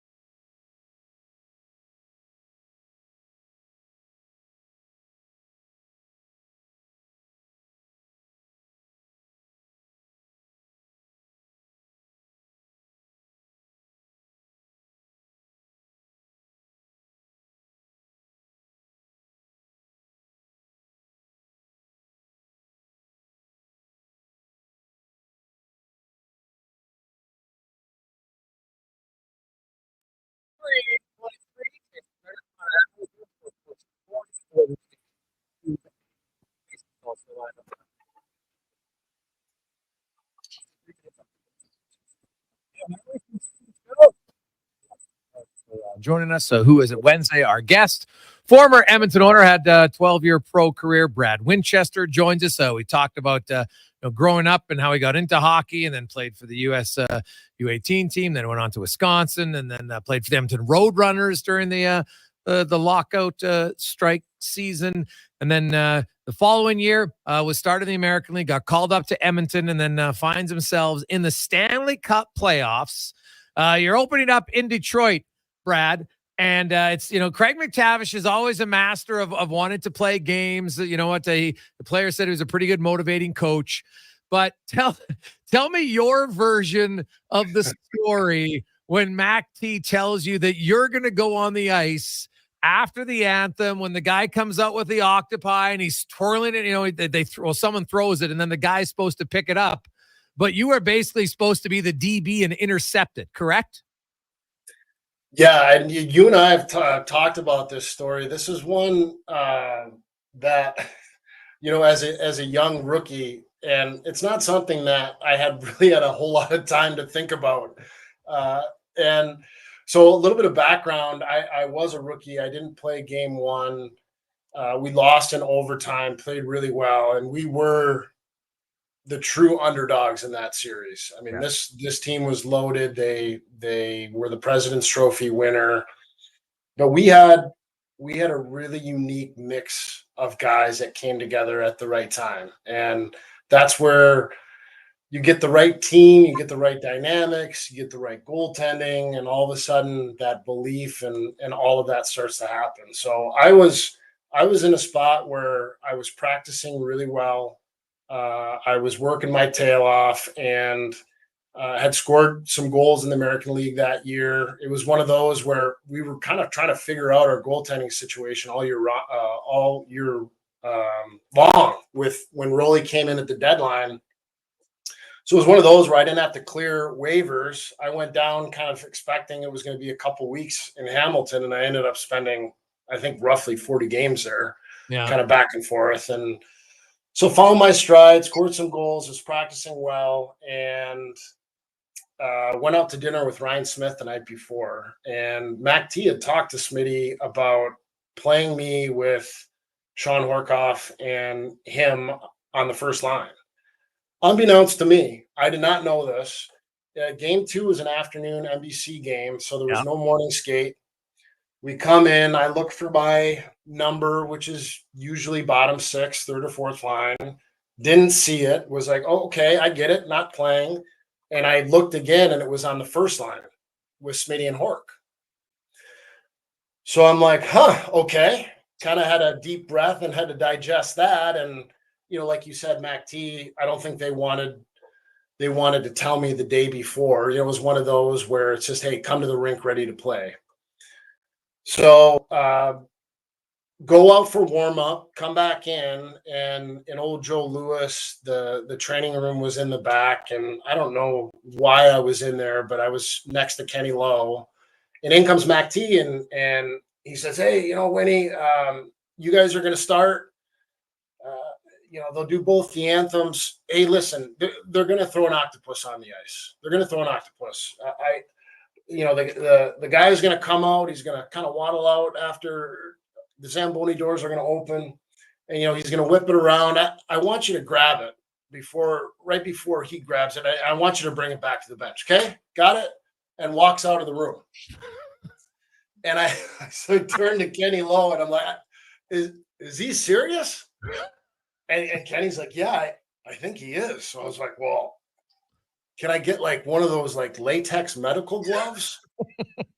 So literally I'm standing on the blue line. They do the Canadian national anthem. They do the U.S. anthem. And, it's playoffs. It's Joe Lewis. The place is just bumping. And sure enough, here comes an octopus. And Zamboni doors open. Guy comes out, and I just kind of waited because our line was starting. I was on the blue line and scooped it up and grabbed it, and I didn't really know what to do with it. So I just kind of gave it this like kind of half fist bump kind of thing and brought it back to the bench. But there is a pic out there, and Stevie Steos is like dying laughing. The bench was laughing. And it was one of those where it kind of summed up our team a little bit. Hey, we're going to keep this loose. We're going to be underdogs. We're going to have a little bit of a forward lean to us. And it went down as just a really funny story. But I'm glad Mac T didn't tell me like the day before, because it was one of those where you would have been overthinking it or, so there wasn't much time. It was like, I'm going to grab this thing and bring it back to the bench. Now, after he told you to go back in the room, like, did a lot of your teammates know that you were planning on doing this, or did you just kind of keep it to yourself? No, I kind of kept to myself. And I don't remember if I told anybody, but again, it's my first playoff game. Yeah. And maybe that was part of it too. I joked with Mac T about it years later, to maybe take my mind off of the gravity of the situation of just, okay, if I can get him to maybe focus on grabbing this octopus, he's not gonna, be worried about other things. Or I don't know what he was thinking, but it worked. Well, yeah, it definitely worked. And you guys scored. Pronger scored the first goal of the game, and then Detroit went up 2-1. Then Pisani tied it, and then you scored a massive goal. That's your first, because you didn't score in the regular season that year, so that's your first NHL goal. Yep. Comes in your first playoff game. And I'm sure you can remember, like McDavid just described one of his goals from a few years ago to perfection. I'm sure this many years, it's 18 years later, and you got a rookie Brad Winchester. Now, I'm assuming you'd taken the latex glove off by that point. And So walk us through the goal and kind of what went through your mind after you scored. So it was one of those things, again, like I was practicing really well. And as a young player, your practices are your games. And so every time I shot the puck, I was trying to shoot to score. And I remember Smitty and Hork basically saying, anytime you get it in the slot, shoot it. And I remember I had a little chance in the first period, and Pronger made a great pinch down the left wall. And the puck just kind of skirted out into the high slot. And it was one of those things where I just knew that I was going to try to collect it and let it go. And the shot ended up kind of, and I played with Manny Legacy in St. Louis and played with Jason Williams years later. So, you know, it's one of those where the hockey place is a small world, but I was able to kind of go in between the glove and the head, which is kind of over the shoulder on Manny, who's not a big goalie, and to catch him going down. And I remember after the goal, it's this sense of euphoria. And I think I jumped into Jason Smith's arms and, you know, almost knocked him over because it's just, you know, it's your first NHL goal. In that moment, it was pretty special. Now, most guys in the regular season are very aware when it's a teammate's first NHL goal and they go get the puck. Did they get the puck for you in a playoff game? Yeah, I think Smitty did. I think it was one of the two. It was either Horkoff or Smith. Okay. So they know, and you scored late in the second. I think there's like a minute left. So right after, now you're in the dressing room. I'm assuming you're still kind of bouncing off the walls. It's intermission. So like, did you have to calm yourself down a little bit? Because usually you're on the bench or maybe you got to go right back out there. But now you had like 20 minutes to sit in there and be like, holy cow, man. Like I just scored a playoff goal. We're leading 3-2 here. This is unreal. Yeah. It's that balance of obviously being very excited, but it's one of those things where you're always trying to find a way to make an impact, you know, especially as a young guy. It's a big hit. It's a fight. It's a block shot, the chance to score a goal. It's validating that it makes you feel like you're contributing to the cause, and just to be in that moment. And, you know, our team was just very focused, like our neutral zone, our systems was very tight. We knew that we had to slow Detroit up through the neutral zone. And so that was really, you know, it's very cliche, but it was very next shift mentality, because I knew that I wanted to keep earning the trust of the coaching staff and my line mates. Brad Winchester joins us here on Sports 1440. So your first ever playoff game, you guys win that one. Now you're coming home and it's in Edmonton, Brad, and you'd been there before, but playoffs in Edmonton are just a different story. It's your second game. Just kind of, can you explain, like, hey, Joe Louis was bumping, but just the atmosphere back then at Rexall Place for your first playoff home game in 2006? Yeah, I don't think I've experienced a building like that. I think they had those silver pom-poms and just the vibe. There's something, and almost somewhat similar to what the Oilers are going through right now, going down like they did in the series. There's this underdog mentality. Edmonton is a blue-collar town. They love their hockey. They love their players and the team. And it almost was like this feeling of, hey, if we can have any impact on this as fans, like we're gonna help. And again, it wasn't, yes, they had Lidstrom and Chelios and Zetterberg and Datsuk and Lang, and, you know, I could keep Franzen, I could go down the list. But we also had some really high profile guys on our team. It wasn't like at any point we felt like we were outmatched. A lot of confidence and belief in that room. So to go home and get that level of support, and I think right away in the first to get some goals and to kind of build on that was just, you could feel it, like, hey, we not only belong in this series, but we can win this series.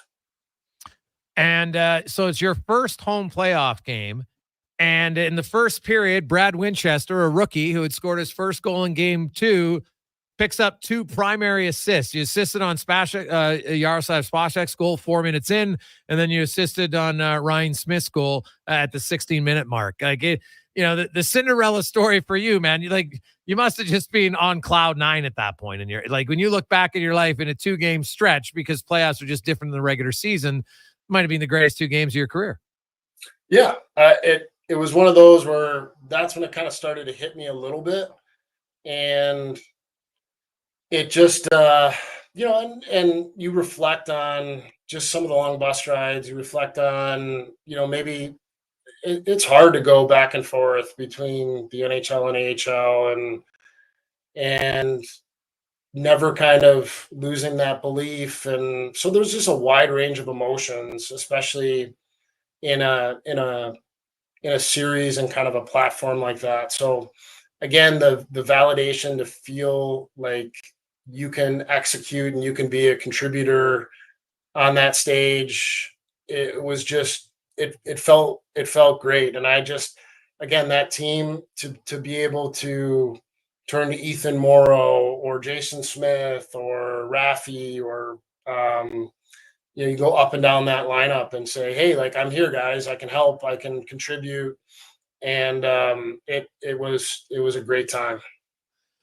It was, and that was also your first ever overtime experience. Jared Stoll scored it in double overtime. Just the feeling of being on the bench or on the ice when your team scores an overtime goal on home ice. It's obviously a little bit different because the crowd goes bananas. Like, you guys had a lot of those big moments in that playoffs, right? Of course, Pisani's in Game 5 might have, been one of the biggest ones for sure. Yeah. But,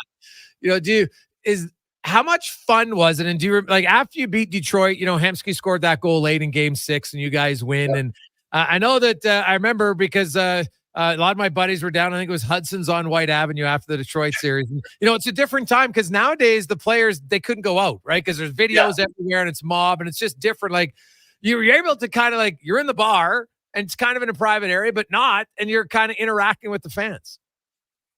Yeah.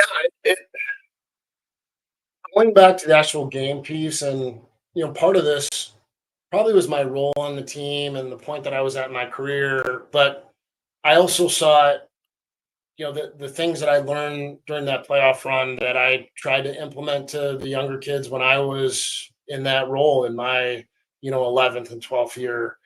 The level of, I think, selflessness, and when you talk about an overtime goal, it no joke, it feels like it doesn't matter who scores it. It doesn't matter what has happened previously, that elation and just happiness to share in that moment with a group of guys. It was just awesome. I'll never forget kind of that feeling of just being so happy. And that was the part of it. I mean, after the games and throughout that spring, it was because we were such the underdogs and kind of that Cinderella story where we would go out and sit on a patio and interact with the fans and kind of really appreciate the whole experience. It wasn't like we felt this weight of pressure as a top seed, maybe a top seed would, right? Like the expectation to win. Sure. So, and I think Rolly really set that tone for the group. There was a tremendous amount of confidence as he was just playing out of his mind, not only in that Detroit series, but as the playoffs went on. And, he was the first one, posted up in Hudson's and, hey, let's enjoy this. Hey, let's go to Joey Tomatoes and sit at the bar and have a burger. Like, we want to see and feel this because, White Ave was out of control. The fans were so supportive. And I don't think at any time was there a point where we didn't feel like we could enjoy the process and the ride that came along with the success. And it just built, right? Because then you beat San Jose and now you're in the conference final and you guys really dominated Anaheim, right? Like you're up 3-0 in that series. You lose Game 4 and you win it in 5. I know there's some guys who are sick at that point, but you guys headed into the Stanley Cup final pretty confident about yourselves, right? And you just sense that belief. How because Rolison was such a key part in it, Brad, how devastating, because you guys everybody forgets that you had a big 3-goal lead even with Rolly in the game in game one, and then they got back and tied it. Then he got injured. But you remember just at the moment, like, did it take you guys a few days to get over that injury of Rolson? Like, is that why game 2 was kind of such a flat performance? Yeah, to be on that sort of I don't know what the verbiage is, wavelength or vibe or just cadence, and that belief in what Rolly was doing, to have him go down was a big blow. And, it was nothing against the others that stepped in. It just was, he was playing at such, not even a high level, just an elite level, where there's this vibe of confidence that just echoes throughout the lineup. And it makes a huge difference in terms of, hey, I can, Pronger, hey, I can jump in here, or, and Rolison's got it. And for him to go down, especially with the momentum that we had and how we felt like we matched up against Carolina, it was a punch in the gut. Yeah. But you guys were able, you're down 2-0. You battle back in game 3. You're down 3-1. Kind of similar situation, the Oilers. We'll take a break. I want to come back. We'll talk about 06, then, the remainder of your career, and then what you're doing now. Brad Winchester, our guest on Who Is It Wednesday on the Jason Gregor Show, presented by PlayAlberta.ca, live on Sports 1440 and Oilers Nation YouTube and Facebook. Let's do this, Edmonton. Off the goal line, rebound McDavid fires and scores, and there will be a game 6 of the Stanley Cup final. This is Sports 1440. Get ready, Oilers fans. During the finals, make a deposit with promo code Gregor50 to snag a $50 free sports bet with your next deposit. Get ready for unbeatable promotions throughout the finals with 10+ odds boosts on every Oilers playoff game. Score a chance to win amazing prizes like season seats for the 2024-25 season, or 5 pairs of seats to 5 separate Oilers games for the 2024-25 season, just by making a bet on an Oilers playoff game at PlayAlberta.ca. Join the excitement and cheer on the Oilers. Let's bring it home. Bonus terms and conditions apply. Christensen Communities, the name in active adult living. Enjoy retirement living without compromise. At Christensen, we understand that each lifestyle is unique. We are committed to providing choice through optional dining, personal services, recreation programs, and care plans to suit your current and future needs. Enjoy maintenance-free living and build new friendships in a safe, independent community. Large suites with full kitchens and in-suite laundry, on-site amenities, and so much more. Find out more today about our communities across the province at cdlhomes.com. Warmer, brighter days can make you crave something to sip. Booster Juice is busting out booster mixers, the summer fixers. Cold, tasty sippers in 5 vibrant varieties. The Mango Teaser, Berry Teaser, Almighty Acai, Game Set Matcha, and Oranges and Cream. Try all 5 and brighten your day a sip at a time. And try the Cookies and Cream Booster Ball, the yummy little bundle of almond butter, maple syrup, coconut, and gluten-free cookies. Visit a Booster Juice near you today or download the Booster Rewards app. You got a go-to coffee spot, a trusted barber, even a lucky game day jersey. But when it's about looking your absolute best, there's only one name you need: Mr. Dirk. Family run since 1939, we're experts in crafting impeccable tailor-made suits and offering a wide variety of everyday styles. Pair that with personalized one-on-one fittings and the convenience of on-site tailoring. Mr. Dirk elevates your style game. Visit our Edmonton store or explore MrDirk.com. Score big on style with Mr. Dirk. Excavators, loaders, lifts, compaction equipment, and more. Find the XCMG construction equipment you need. Available for rental or sale at Japa Machinery Group. Japa, helping build Alberta from the ground up for 50 years. Visit japamachinery.com. Experience more at the Edmonton Expo Centre. Come for Canada's largest trade show, the biggest names in entertainment, exhilarating sporting events, and more. Stay for the experience. But it doesn't end there. Maximize your brand exposure with Edmonton Expo Centre's new cutting-edge feature screens, spanning Western Canada's largest venue space. Captivate an annual audience of over 1 million visitors during iconic events like Pro Rodeo, Disney on Ice, Glow, K-Days, and so much more. To learn more, call 780-660-0514 or visit EdmontonExpoCenter.com today. Hey, sports fans, we've got a clear choice for you. At Crystal Glass, we provide customers with the perfect glass for any job. From home to auto and even commercial, installation or repairs, we're your team. Call 310 Glass or visit crystalglass.ca. Crystal Glass. Picture a chill summer moment. Now, add a McFlurry. Nice, right? Now add the new Strawberry Cheesecake McFlurry with real strawberry pieces and cheesecake-flavored cookie dough. Super chill. Available for a limited time at participating McDonald's restaurants in Canada.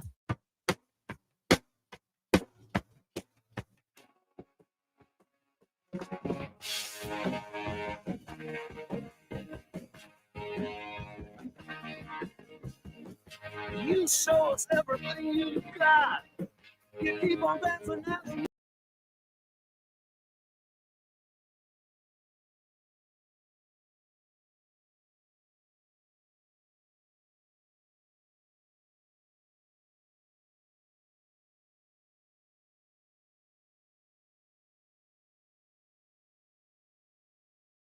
Rolling right along. Jason Gregor, Connor Halley with you on Sports 1440, Oilers Nation, YouTube, and Facebook. Hope you're having a lovely Wednesday as we continue on. Who is it Wednesday? Of course, former Edmonton owner Brad Winchester, who had a great role with picking up the Octopi. Some of you have texted in the picture of it. That's pretty funny. And also, of course, a great start in that series, which, it ended Game 6, Brad, in Edmonton. I still talk about that. To me, there it is. There's the picture. Con just put it up online. Staios' face is hilarious in that photo for sure. But as loud as the building was every game, Game 6 at home against Carolina is the loudest building I've ever been in my life. The acoustics obviously are great. There's a little bit smaller barn than some of the new ones that are built now. But, man, the team played great, of course, but a half an hour before the game even started, the fans were going nuts that night. I vividly remember how loud it was. So what do you recall from Game 6? Yeah, same. The fans were absolutely insane, and you could feel it. The guys could feel it. It just was such an unbelievable experience to be a part of, and just to see the city get behind a team like that. It was amazing. I'm actually really curious to see what Game 6 is going to look like here coming up back in Edmonton, if it's going to have those type of vibes. Yeah, I would think it might. And so, you know what? You played in Edmonton, Brad, then you moved on. You were in Dallas and St. Louis and, Anaheim and San Jose, and then finished your career in the minors for a few seasons. You mentioned, lots of guys at the end of their career, can be bitter. You'd been in the NHL for many years. Was it hard ending your career in the American League, or were you happy? Were you content with it? Yeah. I would say it was a mixture. The lockout was timing for me tough, given where I was at, and went and played some games because I was practicing actually with the University of Wisconsin during the lockout. I had a young family. I didn't want to go over to Europe. So living close to the University of Wisconsin, was able to get ice. Adam Burish and Craig Smith with Dallas joined as well. So we kind of had a thing, and it was staying in shape. And then it was, hey, I need to play some games. So I was signing PTOs with the Milwaukee Admirals, which is about an hour and a half down the road, staying in a hotel, kind of signing like 5-game increment PTOs. And I actually had a great experience. Dean Evanson was our coach. We were one of the last place teams when I joined, and we ended up getting into playoffs. And so that was really a fun experience to kind of mentor and be part of the younger kids' development. And then to do that for a little bit longer. I mean, I actually think it's funny, you learn the politics and the dynamic of it, no different than when I was coming up, of feeling like you can still play and still contribute, but somebody else's job drafted XYZ, or there was a free agent. So I love my last training camp. I came in, I felt great. It wasn't something where I felt like I was, a step behind or anything like that. But I knew I knew at that point, just like I said, some of the logistics of it. And, it's one of those where if you're at peace with it and you can feel like you can make an impact on some of the younger players' careers, I got a lot of juice out of that. And it was a rewarding experience for me, once you kind of lean into the fact that you're probably not going to get the call up, even if, you're the best player on the ice for a 2 or 3 week stretch. Yeah, so you kind of have to come to grips with it. So when you retired, Brad, now obviously you had a degree. So what have you been doing? Yeah, I took some time off. I was in the business school here at UW in marketing, and was involved in some real estate, and I always had interest in that. And I never thought that I would be in the world of insurance, but met with probably 20 people around the city of Madison, and I knew that that's where we were going to settle. My wife grew up probably a half an hour from here, and met with some people and joined a company called M3 Insurance. It's a top 50 insurance broker in the US.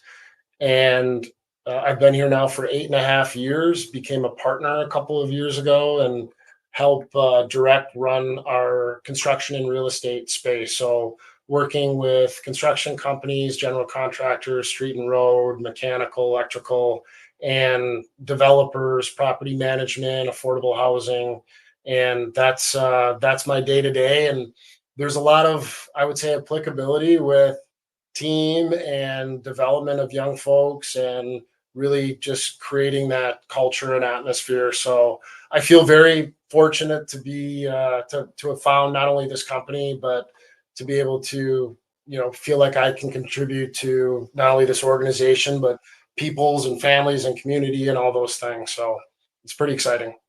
Now, I know you got some boys. So are you coaching hockey? Have you play rec league? You ever put the blades on?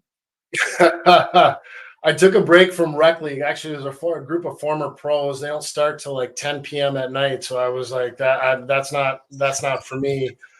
I was the volunteer coach at UW for 5 years, helping Tony Granato and staff. So I would pop down, attend home games. Wouldn't really travel with them, but really in that mentoring type role. So I had Dylan Holloway, for here for a couple of years, and great kid. So obviously I'm pulling for him.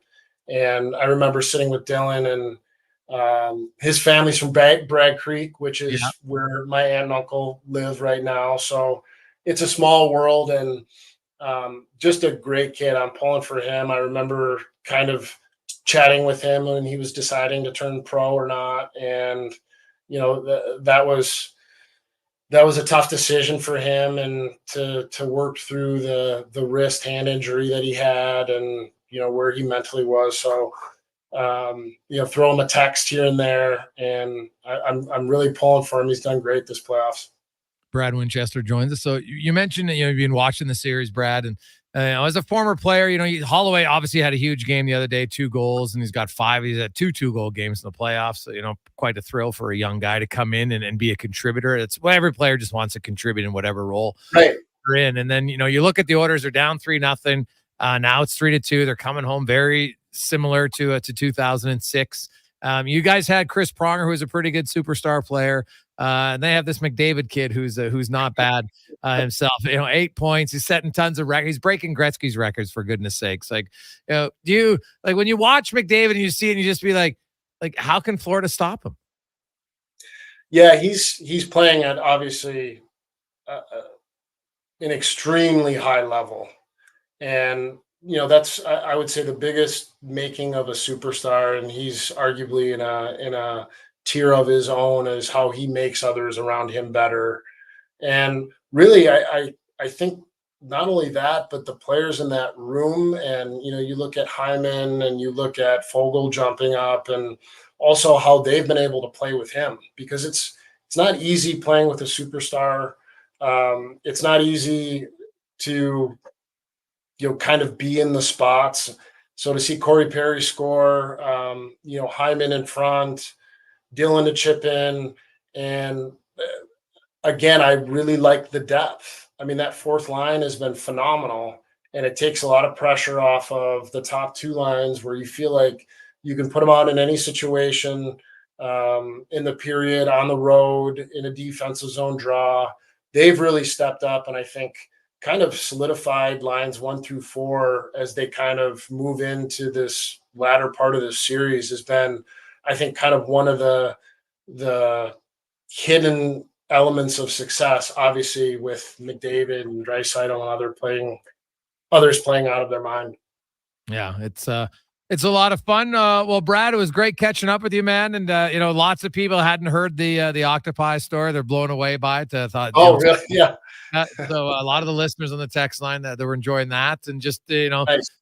the interaction with fans. We actually had quite a few of them were saying, you know what, I had a short conversation with Brad at since he wouldn't remember me, but I definitely remember him. A really good bunch of guys. So we've had lots of those type of texts. I think, you know what, it's something that's important when players, the fans give that much. The least you can do is give a little bit of your time every now and then to the ones that are respectful. I'm always a big believer in that. Got to go both. Edmonton, and I'd love to get back up there. It's been a long time. Bring my son up with me. I'm coaching youth hockey right now, and man, it's kind of fun for it to come full circle. But Edmonton has a special place in my heart to start my career there and to be part of that playoff run. And just like I said earlier, the people there just always very supportive of myself, the way that I played the game, showing up, standing up for my teammates, and just look back very fondly on those years. Well, Brad, great catching up with you, my man, and definitely you should come to Edmonton. Bring your son. I think he would like the atmosphere in Edmonton. Yeah, no, I really appreciate it, Jason. Awesome. Thanks for your time. All right, man. See ya. You betcha. That is Brad Winchester. I remember the first time he told me that story many years ago. Like, imagine, so you're a rookie getting set for your first NHL playoff game, and you're in the back room and your head coach comes in and starts to explain, hey, so they sing the anthem and you're probably like, yeah, coach, it's not my first game. And but anyway, so they have a guy, they throw an octopus on the ice, and they have a guy who comes out there. I like how he used the word waddle, and waddles out there. I want you to go intercept it. Okay, good luck. And so I will say, smart of Winchester in the moment to think ahead and be like, well, yeah, I got to get a latex glove. And so I know Declan put the picture up when we were doing it on live on YouTube, and I looked it up, and you can see Winchester as he's skating to the bench, and you see the latex glove on his left hand, and the octopus is all over it. And, the Steve Staios and other guys on the bench, like, obviously, as Winchester said, like, none of the other guys knew it was coming. So you want to talk about a way that it's an intense time, but we always talk about this. Sports is still fun, right? It's okay to smile and laugh. Could you imagine you're on the bench, it's game 2, and you got a rookie wheeling over and he's carrying the octopus? Oh, because I can tell you players are like, yeah, that's giving us a leg up, and then they won the game. So did that have anything to do with it? Probably not, but the way guys are like, yeah, it gives us energy. We didn't allow them to whip the crowd into the frenzy, because that's usually what happens, right? The guy would get the octopi, whips it over top of his head. The crowd's going nuts. Like, it's a great tradition, by the way. I love it. I think it's awesome. It started way back when you only needed 8 wins to win the cup, because people always wonder, why would they go with the octopus? Well, of course, they have 8 limbs, and it was representative of needing 8 wins to win the cup back in the original 6 days. So that's why they did it. And Winchester, his first game, scores a huge goal, and then 2 assists in the first period of his first home game. It's pretty damn impressive. And the Oilers, you need guys like that. Like, look at the Oilers. Look at Connor Brown, Matthias Janmark right now, Dylan Hall, Philip Broberg, right? Like, the Oilers, obviously you've got McDavid, and he's doing, McDavid-like things, but you still need other guys contributing. Look at the penalty kill. The penalty kill all playoffs is being ridiculously good. In the final, the Oilers' penalty kill is now +1. They've allowed 1 goal. They've scored 2 shorthanded goals, both in games where they needed to win, both the opening goal of the game. That is massive for your team. Massive. And that was all Brown. That was a great individual effort last night on him. Anticipates the pass to flex out, then uses his speed, out-races Barkov to the puck, and then stretches out Bobrovsky and beats him. And it's 1-0. And, that really got the ball rolling. The Oilers end up being up 3-0, then 4-1. You know the rest. And they end up coming home now for what should be an absolutely maniacal, and I mean that in a fun way, crowd on Friday night. Mike Rupp will join us after 4 o'clock. We also want you to hear a clip from Paul Maurice. Paul Maurice is going very deep.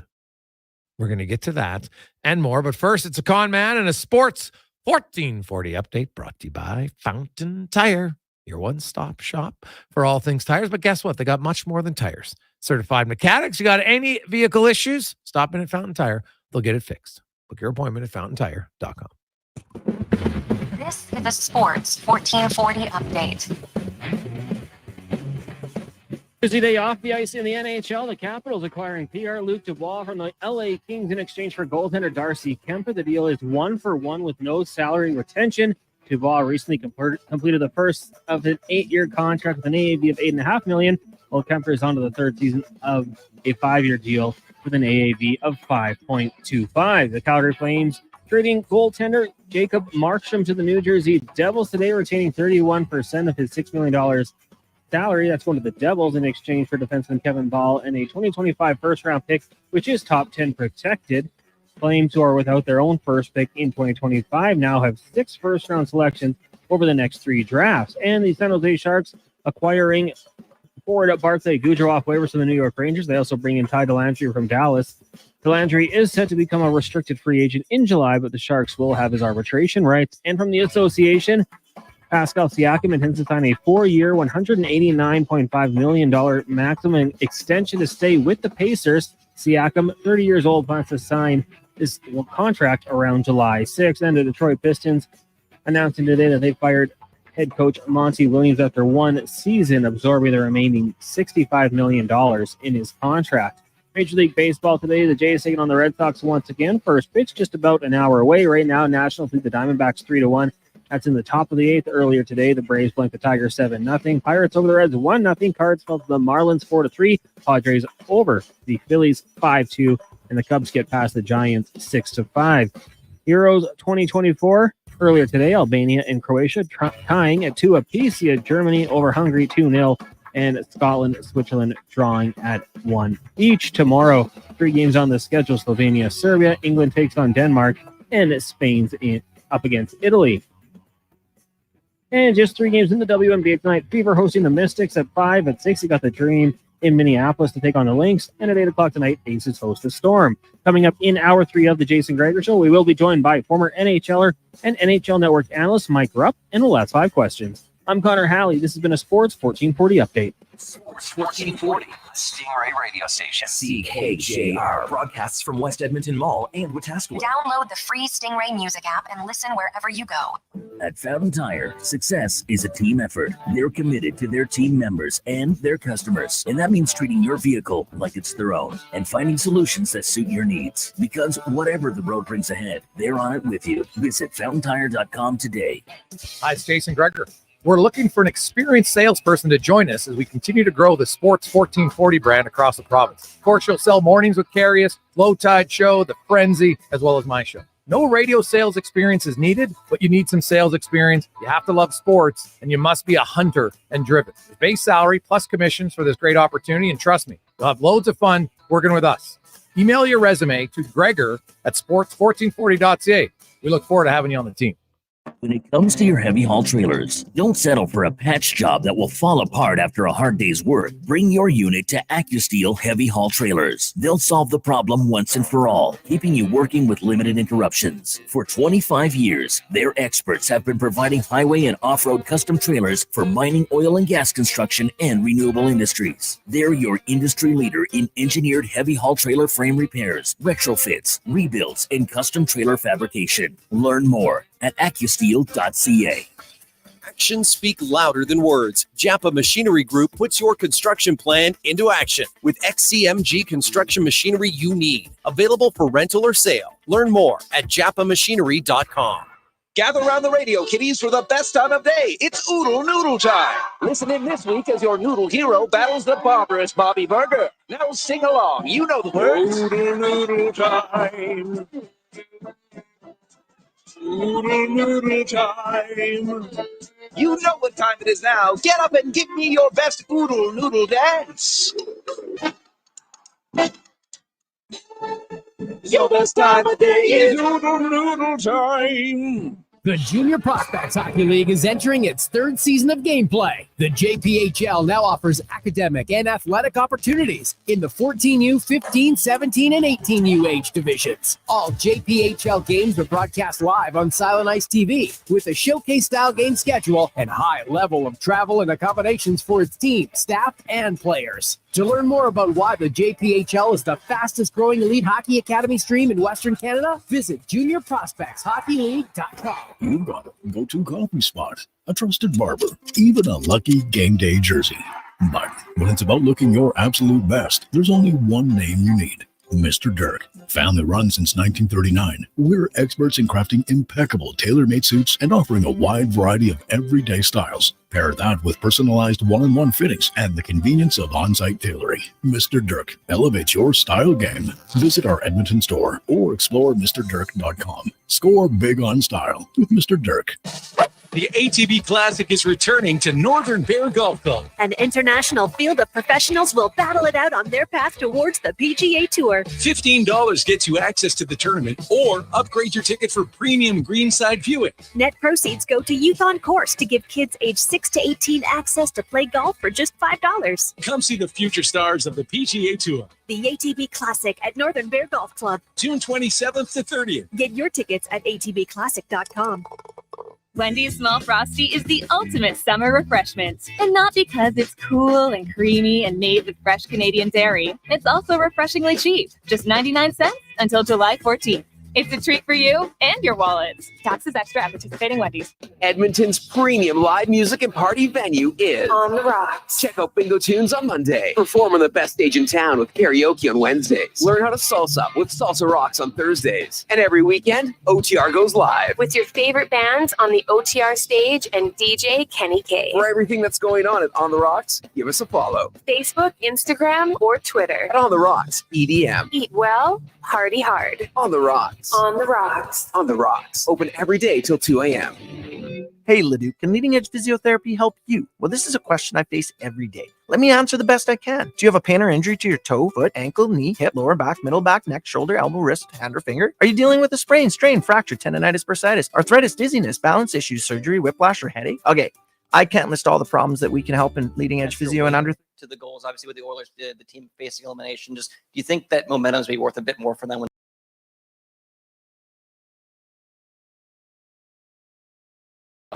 Yeah, that's clearly not.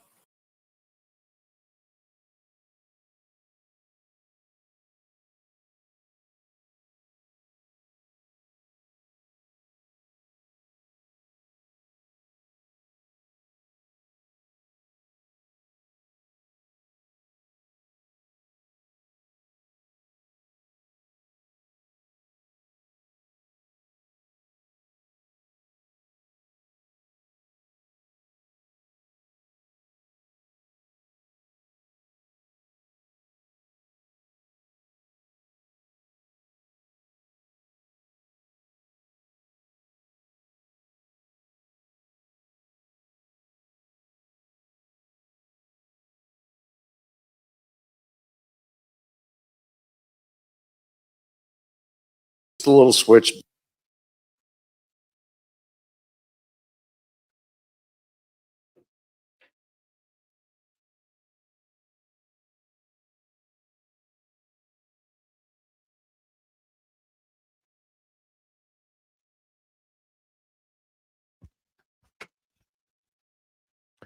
Just after 4 o'clock. Welcome back, Jason Gregor, Connor Halley, Declan Cougar with you on Sports 1440, Oilers Nation, YouTube, and Facebook. It's a Wednesday, and your team is still in the Stanley Cup playoffs. As a fan, I don't think you can ask for much more. You hope that next Monday you'll be getting set for a Game 7, which means the Oilers will be victorious at home on Friday night. The fans will be behind them. It'll be extremely loud.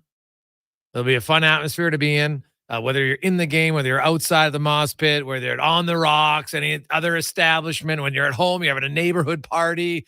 Maybe, or some of you are just like, you know what? I can't handle it. I need to watch it by myself. Totally fine too. But it's going to be a memorable evening either way. Obviously, if they lose, it'll be disappointing. But it's still been quite a 2-month run for sports fans. Some of you have probably become more engaged as fans. Maybe you've seen others around you suddenly are more engaged. And really, that's a lot of people become fans when a team has success. Lots of people became real and more intent fans because of 06. And then they lived through the decade of darkness, right? Some people jumped off the train. I remember they're like, I'm out. I can't handle it anymore. It's too frustrating. I get it. It's understandable. You can make the choice as a fan. It's your choice. No problem. But there were some people that, like the Oilers, by some of their own fans, were written off at times. Like Stuart Skinner, to me, is the poster boy for people doubting him. Right? You can anytime he would have a bad game, oh, he's not good enough to win. Oh, well, why? He just played really well for 10 games, but then he had one bad game. Oh, he's never good enough to win. Right? After he got pulled in the Vancouver series. Ken Holland failed. They couldn't win. There's no chance. Well, what has Stuart Skinner done since that time? Well, he won game 6 and 7, allowed 1 goal in game 6, 2 goals in game 7. Then in 6 games against Dallas, he allowed more than 2 goals once in that series. He outdueled Jake Ottinger. Come to the Florida series. I didn't think Skinner was bad in game 1. Game 2, no problem. Well, the whole team, they got waxed that game. Wasn't close. Game 3, he made the one big error behind the net. No question. He talked about it, but here in typical Skinner fashion, he went up and he just talked about it. Yeah, I went out to make the play. I don't know what happened exactly. Jumps over me. Then I try to knock down the pass, and then I try to stop the shot. All 3 things, none of them worked. In that same interview, he was asked about, you know what, you're an Edmonton guy, you're in the Stanley Cup Finals, it's not going how you want it, how you envision. He goes, you know what, I'm just grateful for the opportunity. I'm grateful that we're playing in June. That's a big accomplishment. And then he had the line that I saw many people kind of mock it when he said, hey, I don't know what the statistics are being down 0-3, but if any team can do it, it's the Oil. And he didn't say it with like desperation. He just said it like, yeah, I believe we can win. And here they are. Now, that doesn't mean they'll win. But I think Edmonton has shown a lot of people that they're a pretty good hockey team. Right? There's lots of people that said, oh, Florida's way better. Those people have magically been a lot quieter. And maybe it has something to do with the fact that the Oilers, for a stretch of 6 periods, outscored the Panthers 14-2 from the start of the 3rd period in game 3 to the end of the 2nd period in game 5. So that's 6 periods, 2 games. It was 14-2. Like, that's a pretty dominant stretch. Now, Florida, give them credit. They came back. And they got a big boost when Matthew Tkachuk scored. And that really seemed to ignite something in him because he was infinitely better after scoring that goal. And so that's a concern for the Oilers. Anytime the other team, one of their better players, gets engaged, it's a challenge. Now, that doesn't mean that they can't win. But when Tkachuk's going, that makes Florida tougher out. There's no question about it. And he got going last night. We'll see if it continues. The Oilers, they've been going now for a while. McDavid, like, I know, people look at the 4-point game in game 4, but like that 4-point game is good for McDavid, but it wasn't like game changing, right? The Oilers were up 3-1 before McDavid had a point. They dominated. Now, he scored a really nice goal to make it 4-1. Then he assisted on Nurse's goal. And then he assisted late on the Holloway goal. Right? Nice pass. But the Oilers had lots of other contributors. Last night, same thing. Stuart Skinner and Connor Brown were the biggest reasons the Oilers had a lead early in that game. Stuart Skinner in the first 4 minutes of the game made 2 humongous saves for the Oilers that should not be overlooked. Huge stops. Because if Florida at home scores early, who knows how different that game might be. And if Connor Brown doesn't score, who knows? But they did score. So you don't play the what-if game. All I know is you give up a lead. It's different mentally, physically, everything when you play with the lead. And the Oilers had the lead. And that was huge for them. And it was on the back of Skinner and Connor Brown. And then Connor McDavid said, hey, guys, I'll help you out. He took over after that. And, we said it all along. The one thing, other teams in history who have been down 3-0, the one thing that those teams didn't have was Connor McDavid. Now, the Oilers have lots of other good players. But they also have the one knockout punch guy in Connor McDavid. And he can make plays like you saw on the 4th goal last night, where it looks like when he entered the zone and there was 4 Florida Panthers kind of around him as he crossed about 7 feet inside the blue line. It's always, there's a picture of it online. If you're watching the game, you can pause it, rewind it, you'll see it. And to think that from that moment, 3 seconds later, 3 seconds, he's passed them all, sets up Corey Perry, and it's 4-1. That is going to go down on highlight reels. You will see it all the time when it comes to Stanley Cup final goals.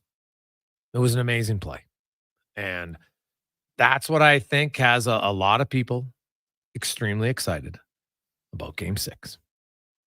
Hey, guys, Chuck doesn't make that diving save on the empty net without all the diving he has done throughout the playoffs. Practice makes perfect. Andrew, well played. Well played, Andrew. Give you props. Hey, guys, a lot of people said the Connor Brown signing was bad. Does the one game last night make his contract worth it from Joseph? Well, I think it's more than one game, Joseph. Right? We said it all along. Connor Brown, it was going to be hard to, and I said at the start, some people wanted after 10 games, oh, you know what? They got to send him to the minors. Don't play him another game because they can't risk it. Now, the Oilers didn't listen, nor did I think they would. They weren't going to give up on a player after 10 games. And because that was his bonus, by the way. It would have been difficult for him in any fashion coming off the ACL to live up to the contract numbers wise. Now, obviously, it went like worst case scenario with him going, 51 games without a goal? Right? That was massive in a negative way. When you find out, and he opened up to me, and we had it on the show, and then I wrote it at OilersNation.com about just, the rehab and all he had to do during the season to finally get the pop back in his game, to feel like he had that explosive first step again. And look how quick he is. He is a prime example of a player who he wasn't injured anymore, but he wasn't fully recovered. Right? He didn't have the strength that he'd had prior. You're healthy enough to play, but you're not healthy enough to be the player you're capable of being. I think he's a really good example of that. And it's a good reminder for anybody out there, if your son or your daughter plays sports, has a serious injury, be extremely patient with them coming off. Because now they don't have the luxury, 16, 17, to get the treatment that they do at pro teams. That's the other thing. So you have to remind yourself that in some cases it takes 18 months to get back to the player they were prior. It's tough. It's arduous. It's long. So I would say, you know what, Brown, they win the cup. It makes the contract worthwhile. It's just that, especially when he's contributed the way he has. It's that simple. You don't have to like it, but it's like, guess what? Got us a cup. I'll deal with the bonus overages. I think that's the only rational way to look at it, because you can't say, had they not signed him and replaced him with someone else, that replacement player would have done the same job as Connor Brown. No one can say that for sure. That would be a what if. That's just basically a what if. Hey, Greggs, I'm curious. I know we're loving hockey talk, but what are your thoughts on the Dubois and the Markstrom trades from Nicholas? Markstrom trade, you know what? People, I can't believe that's all they got. I told everybody beforehand, expecting a big return for a goalie never happens, man. They got a first and a good young prospect in Kevin Ball, who I think is going to play in the league. right? And if all he does is play in the league and be a solid third pair defenseman, that's fine. He's a good player. Now, the first round is top 10 protected. I don't think that. I think New Jersey makes that trade thinking they'll be a playoff team, and then then it's going to be a 17 to 25, 28 type of draft pick for the Flames. And I think they knew that going in. So, like, best case scenario is that New Jersey misses the postseason and gets the 11th pick. And then Calgary, because that's the highest pick they can get, but it's probably not realistic. So that trade's kind of what I thought. Calgary retained $1.875 million. So, you get Markstrom at $4.125. Pretty good deal for New Jersey. Now, the other trade, Darcy Kemper straight up for Pierre-Luc Dubois. Now, Kemper has 3 years remaining on his deal. Dubois has seven. And obviously, the first year of his deal did not go well for him. No one, I don't care. You could be the biggest Pierre-Luc Dubois fan. It did not go well. Right. So the Kings, a year later, right, he's gone. Right. Like now, but this is a guy, you got to remember, Dubois has been a 4-time 20-goal scorer in his career. Last year, right, that was the worst full season of his career. I love this bet by Washington. I think I'm in the minority, but I like this bet. Here's a guy who's not that old. And I know that he left Columbus and won out of Winnipeg. Okay, he's bounced around. Now, he'll turn 26 later this month. That's not old by NHL standards, by any stretch of the imagination. He's 6'4". He's got good skill. All right, like if all he is a 28, like he's had 60 points already 3 times in his career. So to think that he could be a 60-point player again, I don't think is a big stretch at all. And in fact, I think he'll have a chance to be higher than that. Right? He's going to go into Washington, right? He's going to probably get to play with Ovechkin, right? They got Wilson. They got some guys. Him and Dylan Strome will be their 1-2 center iceman. Right? Like it's a big ticket at $8.5 million. I get it. But he would not be the first player that took a few years to have to figure out to be more mature. It happens to all of us in life. That's why I never got married in my 20s, man. Are you kidding me? It would have been guaranteed divorceville for this kid. It wouldn't have worked. I wasn't ready. I wasn't interested in it. It would not have been good. So you kind of have to know, right? Dubois, he'll have to learn. And I would like to think, hey, some guys takes him a few times. LA did not go how he wanted, no question. I think he will go in this offseason as a highly motivated player to want to prove himself. And Washington, they just want to try to stay relevant is what they're doing. Right? So they bring in him. He's a top 2-line center, even on a down year. Right? Like if you're a 60-point player 3 times, that's a 2nd-line center at worst. Right? It's a 2nd-line center. I don't think you can really strongly argue that. The Kings, obviously they tried to get Allmark, so that didn't work out. So they end up settling for Darcy Kemper, who can, be all right. So they save, $3.25 million cap space in the trade. So they can sign another good player or two for that and Darcy Kemper. But I still think the Washington Capitals, because Charlie Lindgren was really good for them. I think they really like Charlie Lindgren, and he's the guy that they want. So they're going to go cheap in goal. They're going to hope to just try to stay relevant as Ovi chases the record. But I like this bet. Cons, where do you come out on it?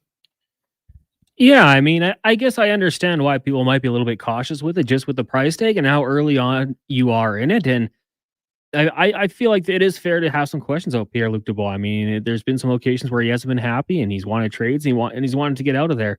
If you get him there and he's happy and he's going to play at the ability that we think he can, let's say minimum 20 goal score, then you're happy. If it goes the other way and he's disappointing and there's shades of what we've seen in the past, and I could see how it could go both ways. We're not really going to know for a couple of years, in my opinion, with how this one is actually going to work out, but it's a bet. The Capitals are taking a shot, right?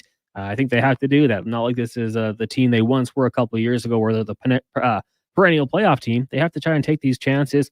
good on the Kings, not having to pay money to get rid of this. They move on. They admit they made the mistake, but I don't mind the chance that the Capitals are giving here Pierre-Luc Dubois, but I am a little bit cautious. I understand why there might be some concern from a lot of people. 4:20 when we come back, Mike Rupp will join us on the Jason Gregor Show, presented by PlayAlberta.ca. There's still time to book your tournament at the Ranch Golf and Country Club. As one of Alberta's top tourney courses, the Ranch makes hosting fun and easy for any group or business. No matter how unique or unusual, they'll accommodate your vision for an event no one will soon forget. Start planning your tournament today at their beautifully landscaped course on the outskirts of West Edmonton. On-site event coordinators are here to help, but hurry, availability is limited and booking fast. Visit theranchgolf.com. At McDonald's, we know summer can go by quickly, so make the most of all the park hangs, beach days, sunsets, and festivals. Whew. With a $2 plus tax sundae or snack-size milkshake, or an app-exclusive $1 plus tax soft serve cone. At participating McDonald's restaurants in Canada, prices exclude delivery. App download and registration required. A solid financial plan is made up of more than just investments. Investments are an important part, but you need a more comprehensive approach. Roger Weird at Weird Pearson Akel & Associates Private Wealth Management understands that. He can help build a plan that includes retirement, estate planning, personal insurance, tax strategies, and yes, investments. Talk to him today and see the difference a real financial plan makes. Weird Pearson Akel & Associates. Call 780-988-4119 or visit weirdadvisoryteam.com. For 50 years, GS Construction has been laying the groundwork for your community. But they couldn't have done it without building their employees from the ground up. Many of GS Construction's employees started without any industry experience at all. But because of such programs such as GS's Next Person Up, they've gone on to become valued members of the team. If you want to join the team as a laborer, pipe layer, or pipe layer's helper, lead hand, operator, top man, or woman, or water and sewer foreman, visit gsconstruction.ca. I'm Rick Showers from No Bull RV, and we're having a moving sale at our Spruce Grove store. Now, our new store in Leduc is huge, and we have room for lots more. But we have over 100 quality used RVs here in Spruce Grove, and I'd rather give you a great deal than pay a mover to take it to Leduc. Does that make sense to you, Johnny? Makes perfect sense to me, Rick. So what's your plan? Well, Johnny, first thing is we're going to take the moving costs off the price of every used RV in Spruce Grove, and we do accept offers. So find the perfect used RV right here. We have over 100 camping trailers, fifth wheels, toy haulers, tent trailers, and motorhomes. See anything you like, Johnny? Might just keep this one for myself, Rick. Yeah, we get that a lot, but the moving sale is for a very limited time. We have to close the Spruce Grove store in just a couple weeks. But if we happen to have what you're looking for, then it's a win for both of us. And that's No Bull. NoBullRV.ca. Picture a chill summer moment. Now, add a McFlurry. Nice, right? Now add the new Strawberry Cheesecake McFlurry with real strawberry pieces and cheesecake-flavored cookie dough. Super chill. Available for a limited time at participating McDonald's restaurants in Canada.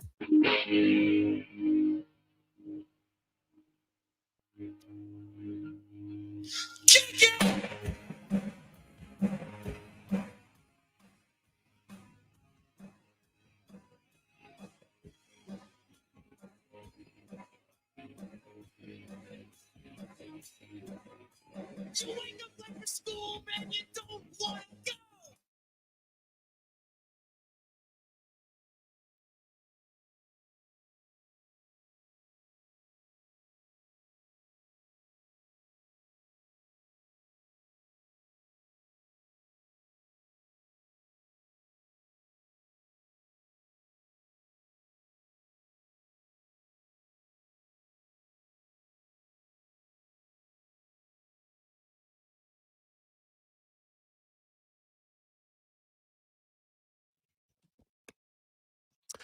$4.29. Welcome back.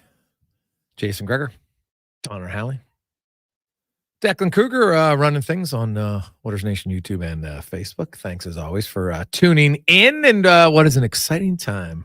Text line is humming 833-401-1440 in our inbox 833-401-1440. Ewell, of course, your partner in Power Play. Get your Power Play amped up with Ewell, supplying the City of Champions in Alberta with quality electrical gear since 1970. 75 EWEL.ca. The Oilers travel today. The Panthers are doing what they did before games 3 and 4. They skated today in Florida. They will skate tomorrow morning. Then they will jump on a plane, hoping there's no delay. Obviously, it didn't bother them because they won game 3. And they will get into Edmonton. I think they're scheduled to have a press conference at around 6 o'clock tomorrow night. And then they'll get set for game 6 Friday night in... God, do we have to come up with a moniker for it? Right? Because, there's like the Madhouse, Madison. It's on 104th. Right? It's a tough one. You can't, you think of a moniker out there. Some of you can, I'm good at nicknames. I'm not good at coming up with like a name for the facility. So if you can think of a good one, we'll gladly give you credit. We'll pump it up if you can think of a good one. 833-401-1440. Let's get to our playoff report, brought to you by Action Electrical. They become the most diversified electrical contractor in Alberta for divisions and projects and service and electrical preventative maintenance, and as well as energy with solar and EV. Your one-stop shop, actionelectrical.net.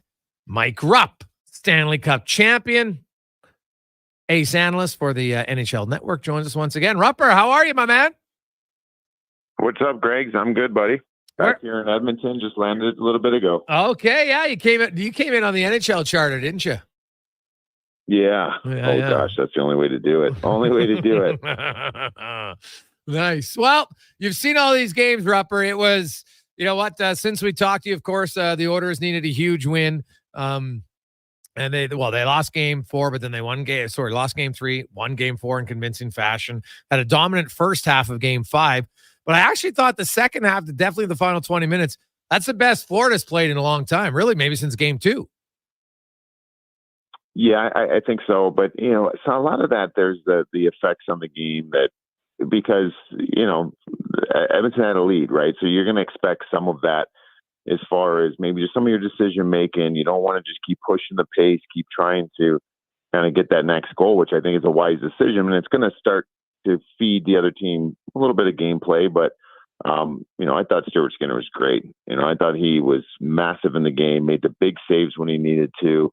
But you mentioned the Florida Panthers. They had opportunities. Like that game could have gone either way. And it was that was Matthew Tkachuk's best game by far. I think everybody that's watched it has said that. He was making some things happen out there. Almost looked like last year where he was kind of willing that team along.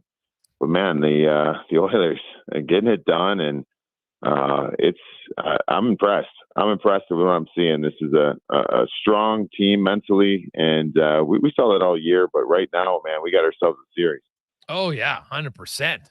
The Oilers, Rupper, the tide changed a little bit in the third period when they scored the 2 goals on Bobrovsky. Maybe just said, okay, we can score on him, and then they lit him up in game 4. And not that he played poorly, like he almost got we did get a piece of the Brown, but not enough of it. And Brown stretched him out. I think the scouting report, we've seen it, and the Oilers are implementing it more. But I even thought in game 1, Rupper, Edmonton's a faster team, and that's really become noticeable to me as of late. How do you think the Panthers, because outside of game 2, every other game, Edmonton has looked way quicker?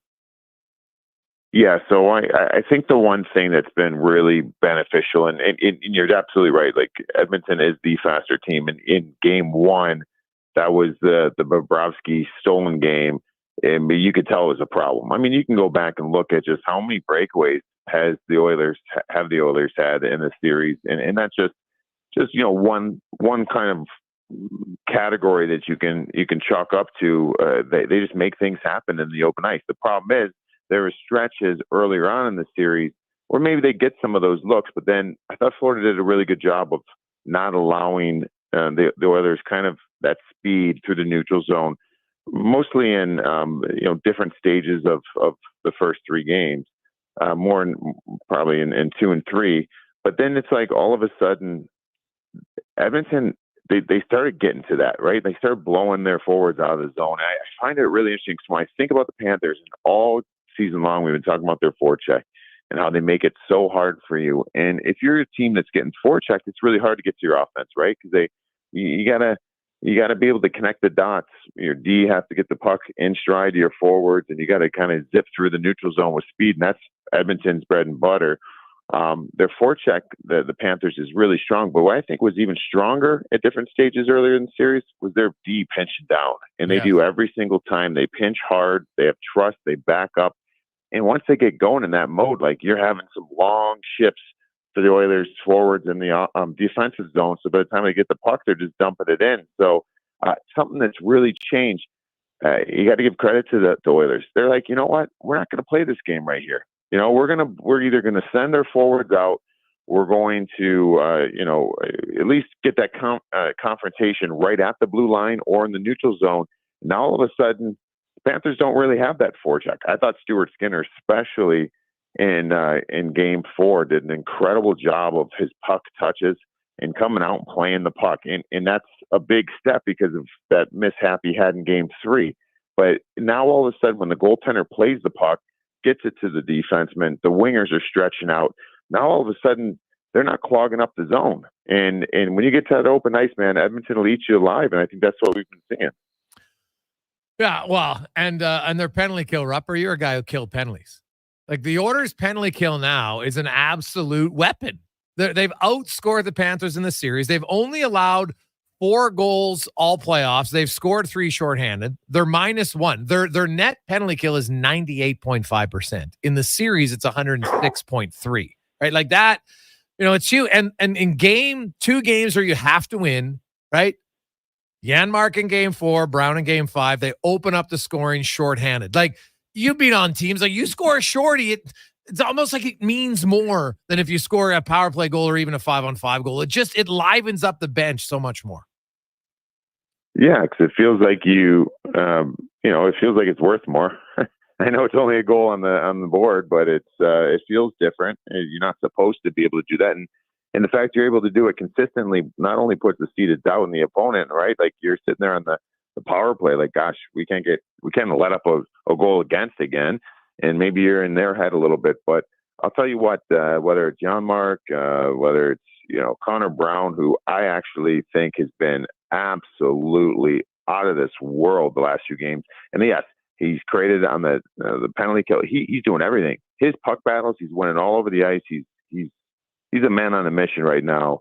And I just wonder, a big turning point in this series, we haven't even talked about Connor McDavid yet. I know. But the big turning point for me was when that Henrique, Yaremchuk, and Brown line was assembled, and the fact that they were able to control play, and they're able to control play in the game against like the Barkov line. Like that's something this team hasn't really had. They've had depth players that have stepped up at different moments. They've had good lines that have stepped up at times, but now all of a sudden, you're seeing this team or this line, I should say, starting at the beginning of the game, starting at the start of periods. Like that's a weapon, and I wonder how much of that bled into, because those same guys are the ones that are killing penalties. They're getting confidence. They're invested in this, and you can see it, man. These guys are riding high. Oh, 100%. Mike Rupp joins us, and obviously we have to talk about Connor McDavid. I like his 4 point. Like not all 4 points are equal. His 4 points in Game 4, Rupper. The team was up 3-1 before he got on the score sheet, right? Like, and good for him. It was great. It's 4 points, but last night's performance was, monumental. Obviously, Brown was very good early with that shorthanded goal, but Connor McDavid, just the pace of the game. To me, the most impressive part about Connor's game that maybe doesn't get talked about is his conditioning, Rupper. He makes that play through the 4 Panther players 152 into his shift.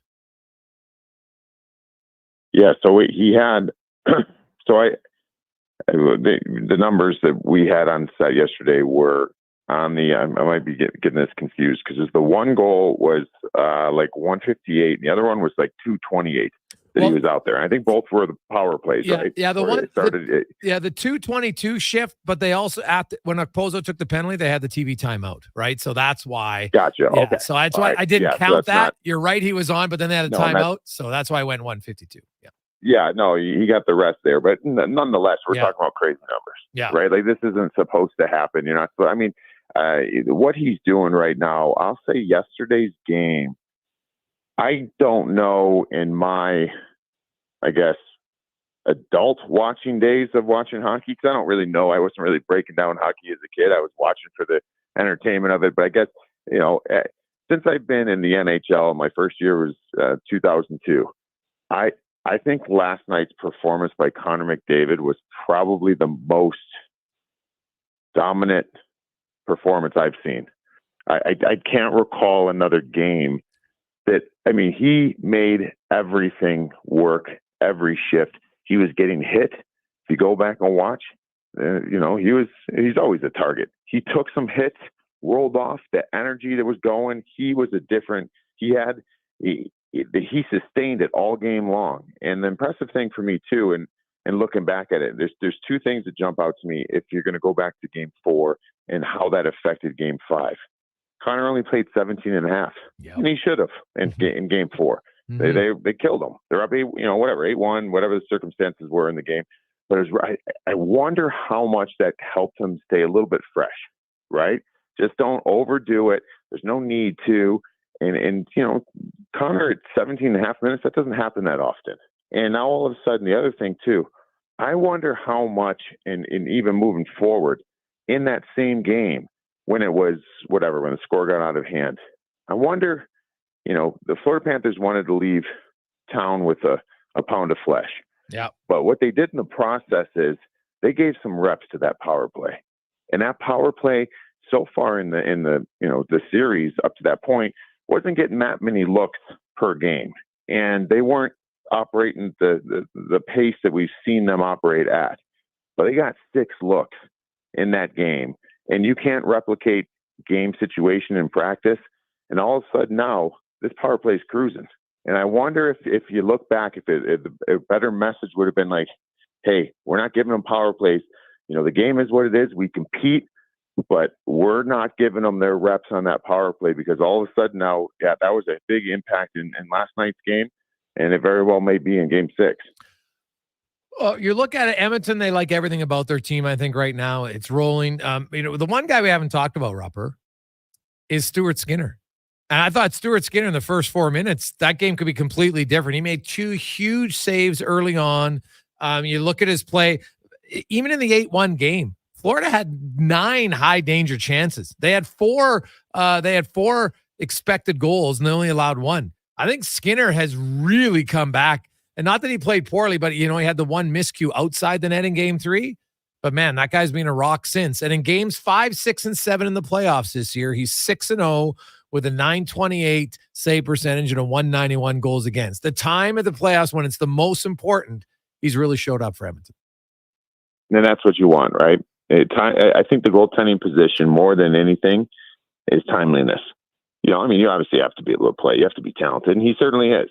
Is he ever going to be, a Shesterkin or a Vasilevsky? I guess we don't know, but it doesn't look to be. But he's timely, at the right time. Right now, he comes through, and I'll tell you what: if one of those goes in early in that game last night, we might be having a different conversation today. That's how I thought to myself: if the Florida Panthers can get a lead early in that game, find a way to kind of, go up a goal or 2. I don't see, it's hard to underestimate or count out Edmonton, but the Panthers team would have been they would have been in that mode where they protect, and they do that really well. They do that better than anybody.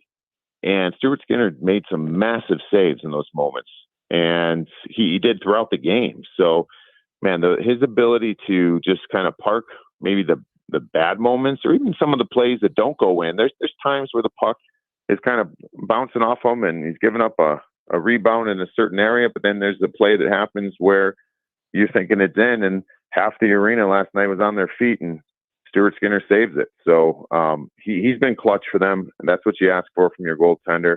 And like those numbers you just said, he's getting better as these series go on. Matt Tkachuk, Rupper, I thought made his first appearance in the series once he scored that goal. It was like an anvil off his shoulder, because he was infinitely better.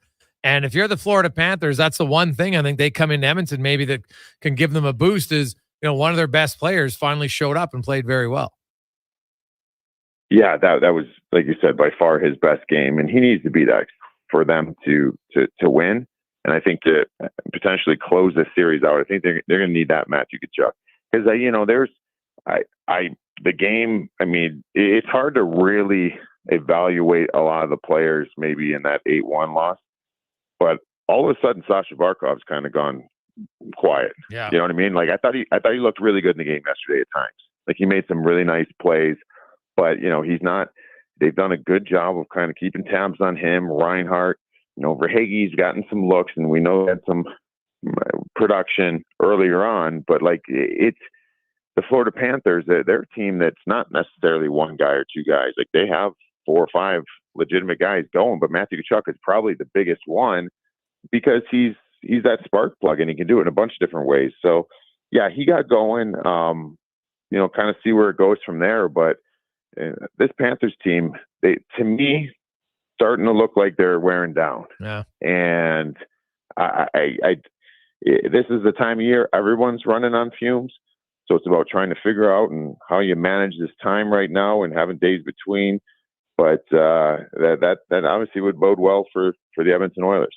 Yeah, for sure. Rupper, enjoy Edmonton. Are you going to have a donair? Maybe you should get you still haven't had a donair yet, have you?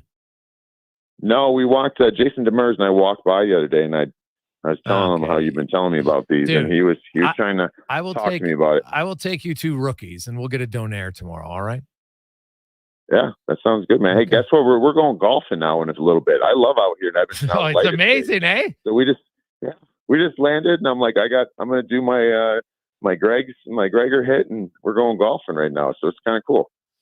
Well, buddy, have fun. Enjoy your golf game. It's a beautiful night there, man. Hey, golf in the summertime in Edmonton. You tell all your friends. One of the best part. You can golf till 10 o'clock at night. It's amazing. That's amazing. 7:15 tee time. You kidding me? I've never seen this in my life. Well, enjoy it, buddy. It's good. It's a lot of fun. All right.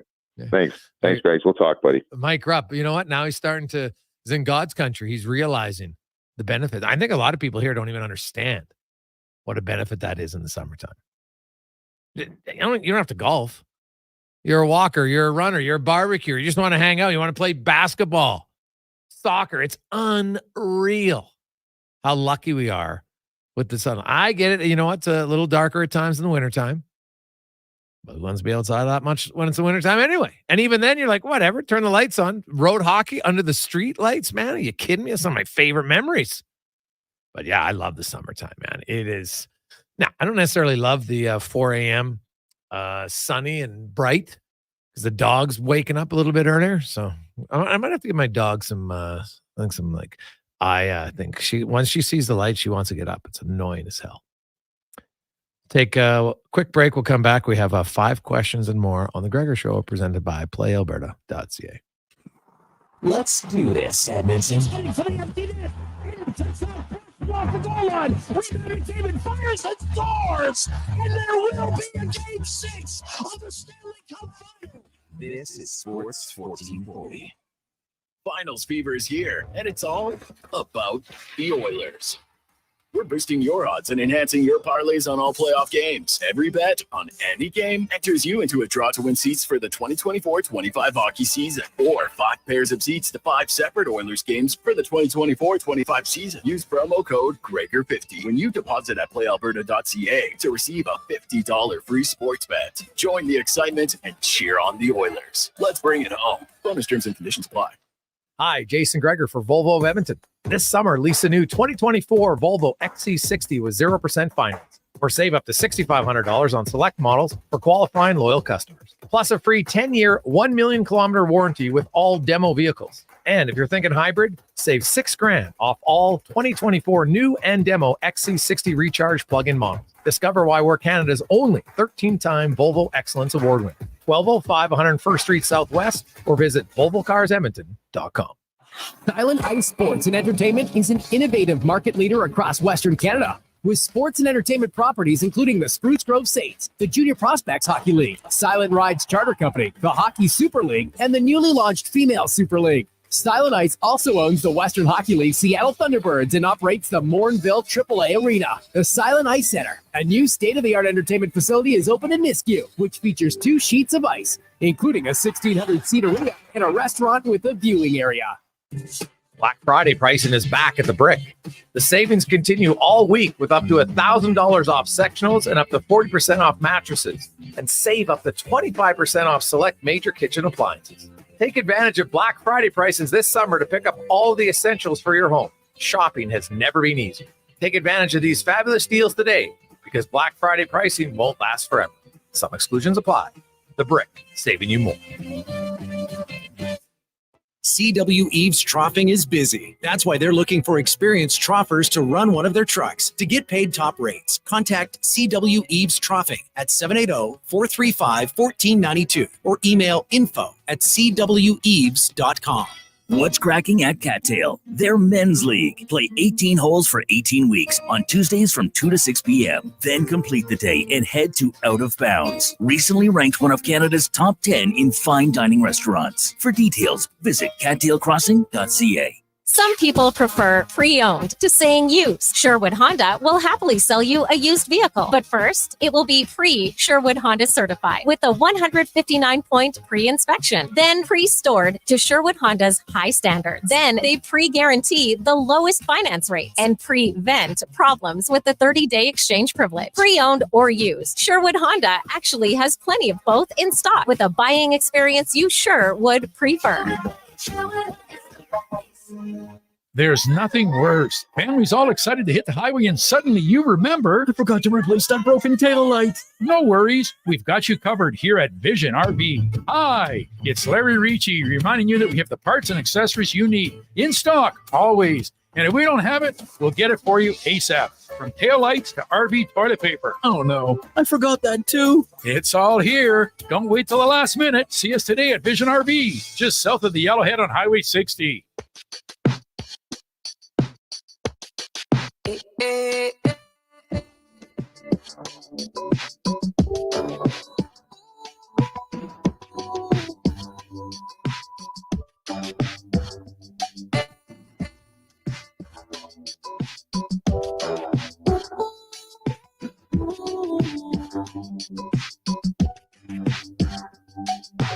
Needless to say, I keep a check. She was a bad, nevertheless. Calling it quits now, baby, I'm a wreck. Crash at my place, baby, you're a wreck. Needless to say, I'm keeping a check. She was a bad, nevertheless. Calling it quits now, baby, I'm a wreck. Crash at my place.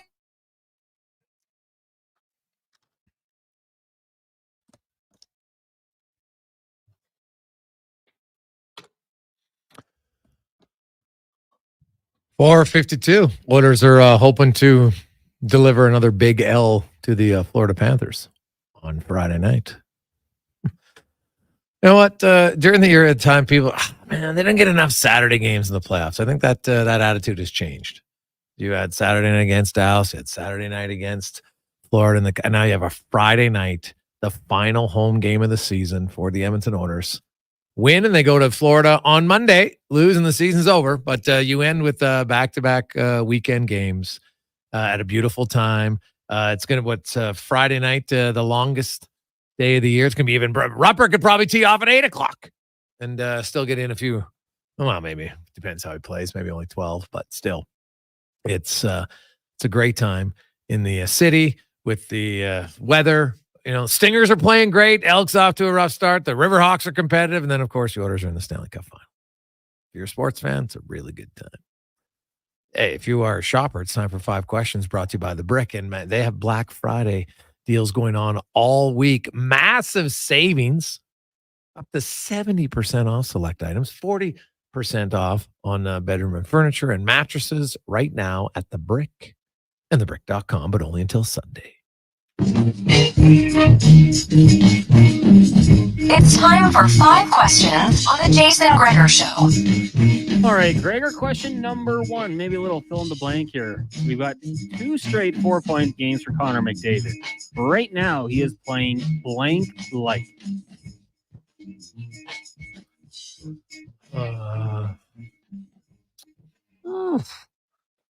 I don't know, McDavid like.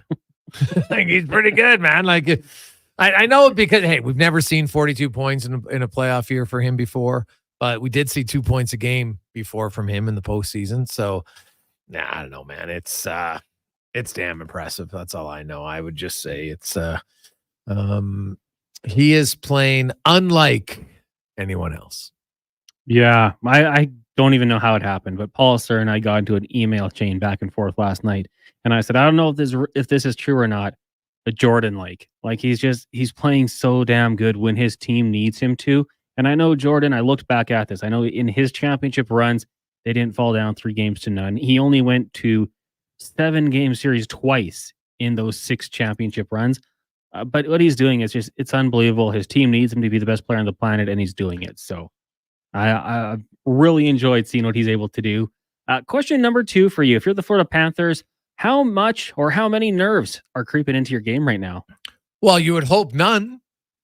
You know what? They're still up in the series, right? Like that's what Edmonton's being great, but guess what? All it's done is got them back to 3-2.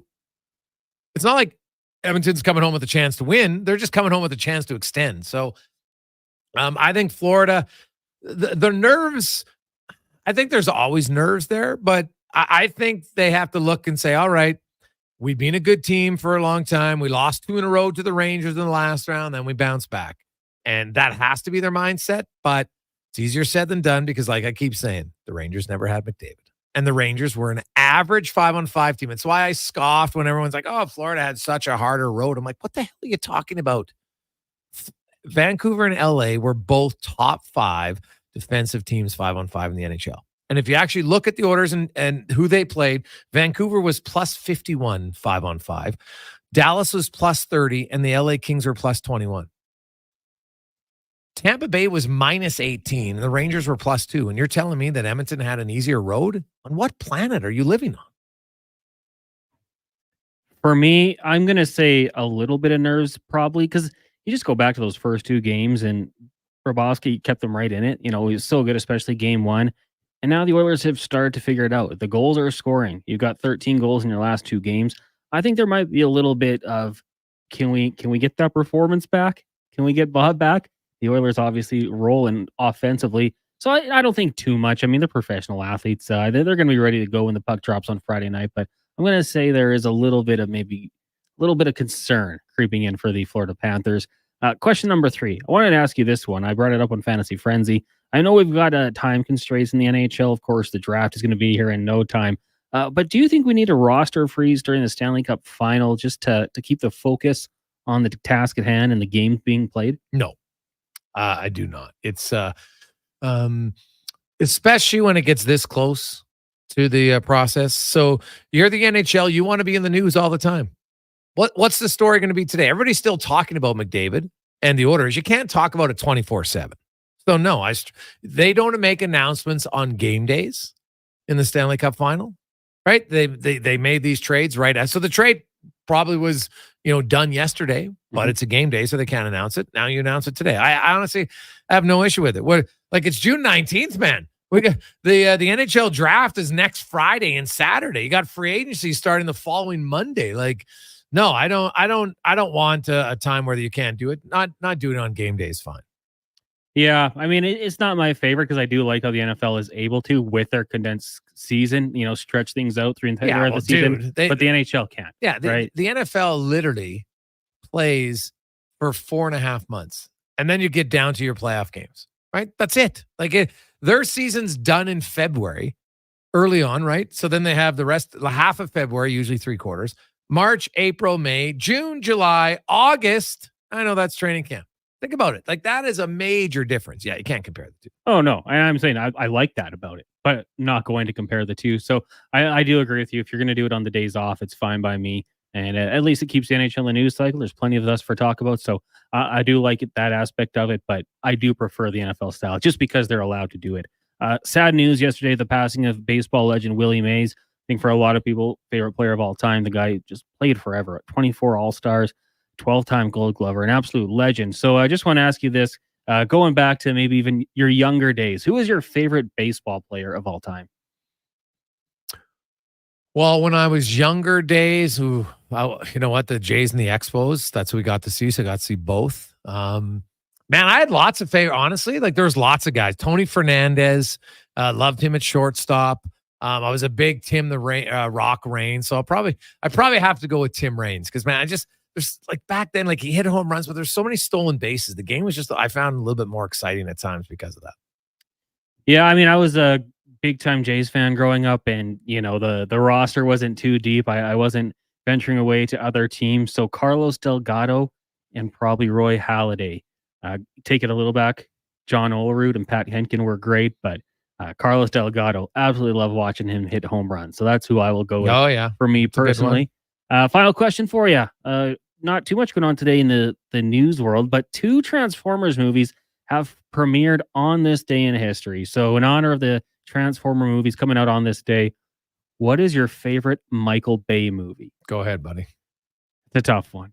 I mean, I don't claim to be a huge Michael Bay fan. I think the cinema fans might be critical of what he does and relying on the explosions and all that sort of thing. But I'll go with the original Transformers. A young Shia LaBeouf. He had Megan Fox. The storyline was okay. So the original Transformers movie, I don't even know what year it was, 2007. That would be the pick for me. I'm probably going to go with Bad Boys. What you gonna do? So yeah, I'll go with Bad Boys. Maybe even The Rock, but I'll go with Bad Boys. Have the new one coming out, right? Almost like they're a little too old. They're a little too old now. We'll see. But the original Bad Boys was quite good. It was good, but it was funny. So yeah, I didn't mind Pearl Harbor. It was okay, but I actually liked The Rock quite a bit. How about Armageddon? And by the way, The Rock, not The Rock. I'm talking The Rock, the movie. Good cast. Yeah, very good cast, man. That's Sean Connery. Are you kidding me? Great cast. I gotta say, I rewatched Armageddon. It was on. Didn't mind it. Really? Yeah. Good cast in that one too, actually. Very American patriotic, right? You know what? Hey, at times it's really good. At times it's a little nauseating. I'm not gonna lie, but and I'm gonna wait. I have a take that I have to. I don't want to disrupt. You know, it's funny how you're talking about storylines in the playoffs, but I do have a take that we're going to be mentioning in July, and I'll be curious what people think of it, because I'm pretty adamant about it. So just ties it not to movies, but to Americana. So we'll get to that. A little teaser about like a good 10-day tease, but trust me, I'll be curious if people agree or disagree with it. 833-401-1440 is the text line. Give me your thoughts on the game last night and how different, because even the most confident fan, like a lot of fans, I'll give them credit. They were like, I believe it's not over. They're down 3-0. Because that's what you should do as a fan. Like, it's easy to say, they're done. Like, they're down 3-0. But when you said it, did you really believe it, or did you just want to believe it? And now you're like, oh no, I believe it. So 833-401-1440. Let's get to the Con Man and the Sports 1440 update, brought to you by our good friends at High Street Insurance. Locally owned and operated 10 years, and they focus on people, not products, and can help any Canadian business just like yours. Get the best insurance at highstreetinsurance.com. This is the Sports 1440 update. Some news off the ice today. The Washington Capitals acquiring Pierre-Luc Dubois from the LA Kings in exchange for goaltender Darcy Kemper. The deal is 1-for-1 with no salary retention. The Calgary Flames trading goaltender Jacob Markstrom with the New Jersey Devils, retaining 31% of a $6 million salary to complete the deal. Defenseman Kevin Ball and a 2025 first-round pick, which is top 10 protected, are heading back to Calgary. San Jose Sharks adding some depth today, claiming Barclay Goodrow off waivers from the New York Rangers. They also acquiring Ty Dellandrea from the Dallas Stars. Dellandrea is set to become an RFA in July, but the Sharks will have his arbitration rights from the association. Pascal Siakam intending to sign a 4-year, $189.5 million maximum contract to stay with the Pacers. He'll sign that one in early July, according to sources, and the Detroit Pistons firing head coach Monty Williams after one season, absorbing the $65 million left on his contract. In the majors, the Blue Jays about 5 minutes away from first pitch as they'll take on the Red Sox out in Toronto. Just one game going on right now, bottom of the first. The Guardians lead the Mariners 1-0.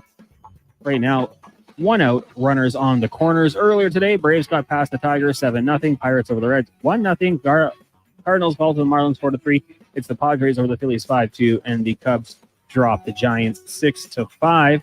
Euro 2024 earlier today, 3 games, 3 finals. Albania, Croatia drawing at 2 apiece. You had Germany over Hungary 2-0, and 1-1 draw between Scotland and Switzerland. In the WNBA tonight, it's early, but the Mystics and Fever tied at 2 apiece. Later, you'll have the Lynx taking on the Dream, and at 8 o'clock tonight, the Storm head to Vegas to take on the Aces. Coming up in hour 4 of the Jason Gregor Show, we will be joined by Mark Spector of Rogers Sportsnet and SportsCenter host Jay Onrait. I'm Connor Halley. This has been a Sports 1440 update. Sports 1440 in West Edmonton Mall and Wetaskiwin. CKJR is a Stingray radio station. Download the free radio player app and listen wherever you go. In 1973, deep in the basement of an Edmonton family home, an elite team of specialized forces came together to form Action Electrical. Action Electrical Divisions assembled. Projects team reporting. Service team reporting. Testing team reporting. Energy team reporting. Supercharged with skills in their electrical fields and grounded by strong family values. Facing an electrical menace? Call on the men and women of Action. Operating throughout Alberta at actionelectrical.net. Hi, it's Jason Gregor. We're looking for an experienced salesperson to join us as we continue to grow the Sports 1440 brand across the province. Of course, you'll sell Mornings with Carius, Low Tide Show, The Frenzy, as well as my show. No radio sales experience is needed, but you need some sales experience. You have to love sports, and you must be a hunter and driven. There's base salary plus commissions for this great opportunity, and trust me, you'll have loads of fun working with us. Email your resume to gregor@sports1440.ca. We look forward to having you on the team. At Fountain Tire, success is a team effort. They're committed to their team members and their customers. And that means treating your vehicle like it's their own and finding solutions that suit your needs. Because whatever the road brings ahead, they're on it with you. Visit fountaintire.com today. Warmer, brighter days can make you crave something to sip. Booster Juice is busting out booster mixers, the summer fixers.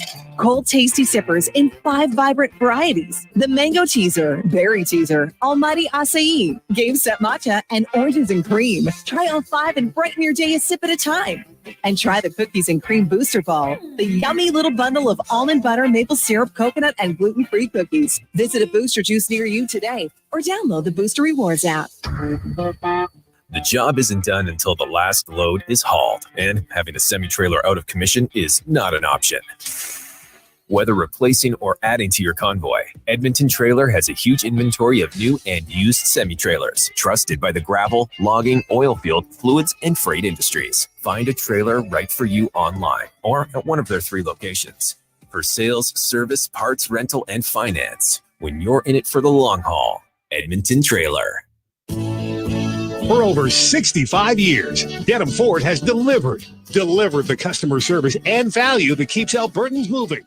And that tradition continues with the all-new 2024 F-150. Lease one today with $1,000 down and pay just $299 bi-weekly, taxes included. That's the value you've come to expect from where cars always cost less.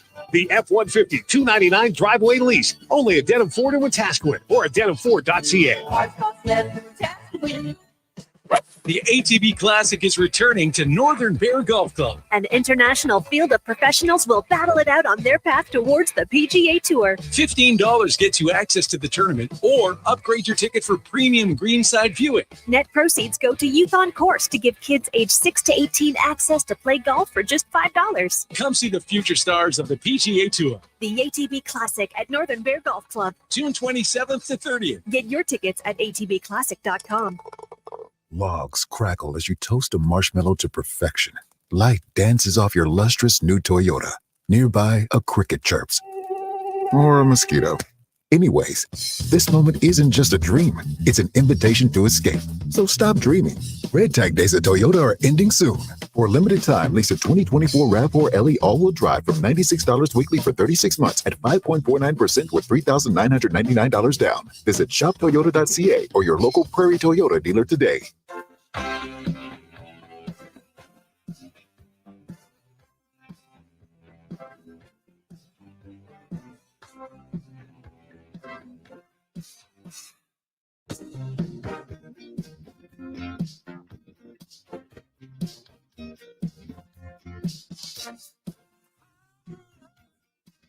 serious thing. Make a one man weep, make another.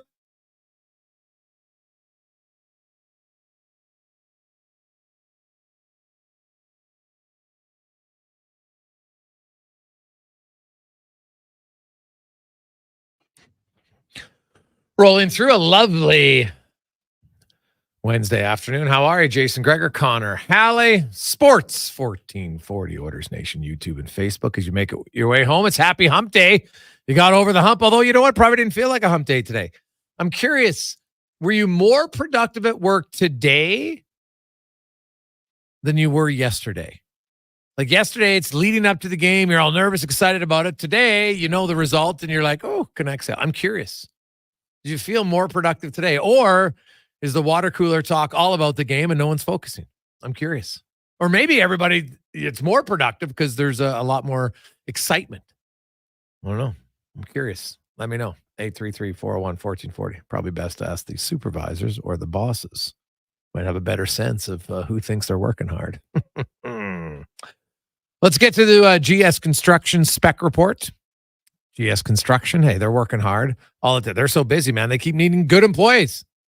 They're hiring. Go to Indeed.com and look up GS Construction. As we welcome to the program, Mark Spector. Spec, are you already back in town? Yes, sir. Back at home. Got home a good hour ago. Ready to go, baby. Here we go. So what time do you have to leave Florida this morning? Like 7 a.m.?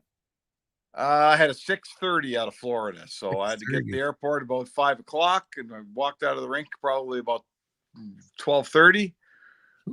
So not a ton of sleep, but we picked up a little along the way. Jay, you got to play hurt this time of year. You know what they say.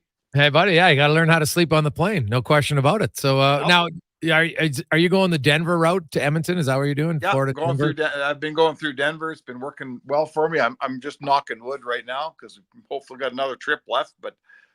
Denver's the way. Listen, pal, there's no short way to get to Florida. It's like I know, it's brutal. 4,300 kilometers or something like that. Yeah, it's fun times. Well, the Oilers will gladly take the trip back. You know what? Another very good, well, I wouldn't say a great start. Well, I should say great start because Stuart Skinner's part of your team. He made 2 huge saves in the first 3 minutes of that game. And then the Oilers kind of found their bearings. Brown, great individual play. Once again, the shorthanded guys get the Oilers on the score sheet, and it just, they carried it from there. Florida, I'll give them credit. I thought the last 25, 30 minutes was maybe the best they played in a long time, but the Oilers up into 3-0, 4-1, man, they were full marks at that point. Yeah, you're seeing a whole team come together. You're starting to get, that Janmark, Henrique, Brown line is all of a sudden a really good line here. And they're killing penalties, and you're getting, your best guy is being your best guy. Your goalie's better than the guy at the other end. Your defensive posture, even though they had the puck so much in the last, certainly when they scored, when Ekman Larson scores 4:04 into the third period, it's 4-3. It's it's going to be a press the rest of the way. But I thought Edmonton survived it pretty well. I mean, there's a couple close calls, but Skinner, I'm not seeing highlights of a bunch of 10 bell saves Skinner had to make in the third period. He did his job. Everybody did their job, and they made it through to the end. Yep. He was good early on. And you know what? The Oilers, they tightened up when they needed to. That was a pretty entertaining game, though, Speckles. I think it was the most entertaining game. I know Oilers fans are like, what are you talking about? We killed him. Yes, I know they killed him in game 4, but it wasn't necessarily like there wasn't any angst in that game. It was just excitement for Oilers fans, which is awesome. But as far as back and forth, there were some big hits, some big saves. Obviously, a great play by McDavid. Great. Brown. Some really nice goals. Tkachuk, makes his first appearance in the series. I thought once he scored was a real factor in that game. But you look at Edmonton spec, and we had Mike Rupp on earlier, and he talked about the Henrique, Janmark, Brown line and how they're able now to give Edmonton another line that can play against anybody and handle minutes and not get overwhelmed. Yeah, you know what they're doing? So what we've seen here, like every series, the Oilers haven't started as well, but they finish strong. And it's like the coaching staff is figuring out, what to do against the other team. And you'll remember, Jason, Dallas had that thing where they sent a winger in behind the defense the whole series, right? and they kept Edmonton's defense nervous, and they had them backing off because there was always, quite often, it was Mason Marchment hanging out back there looking for the breakaway pass.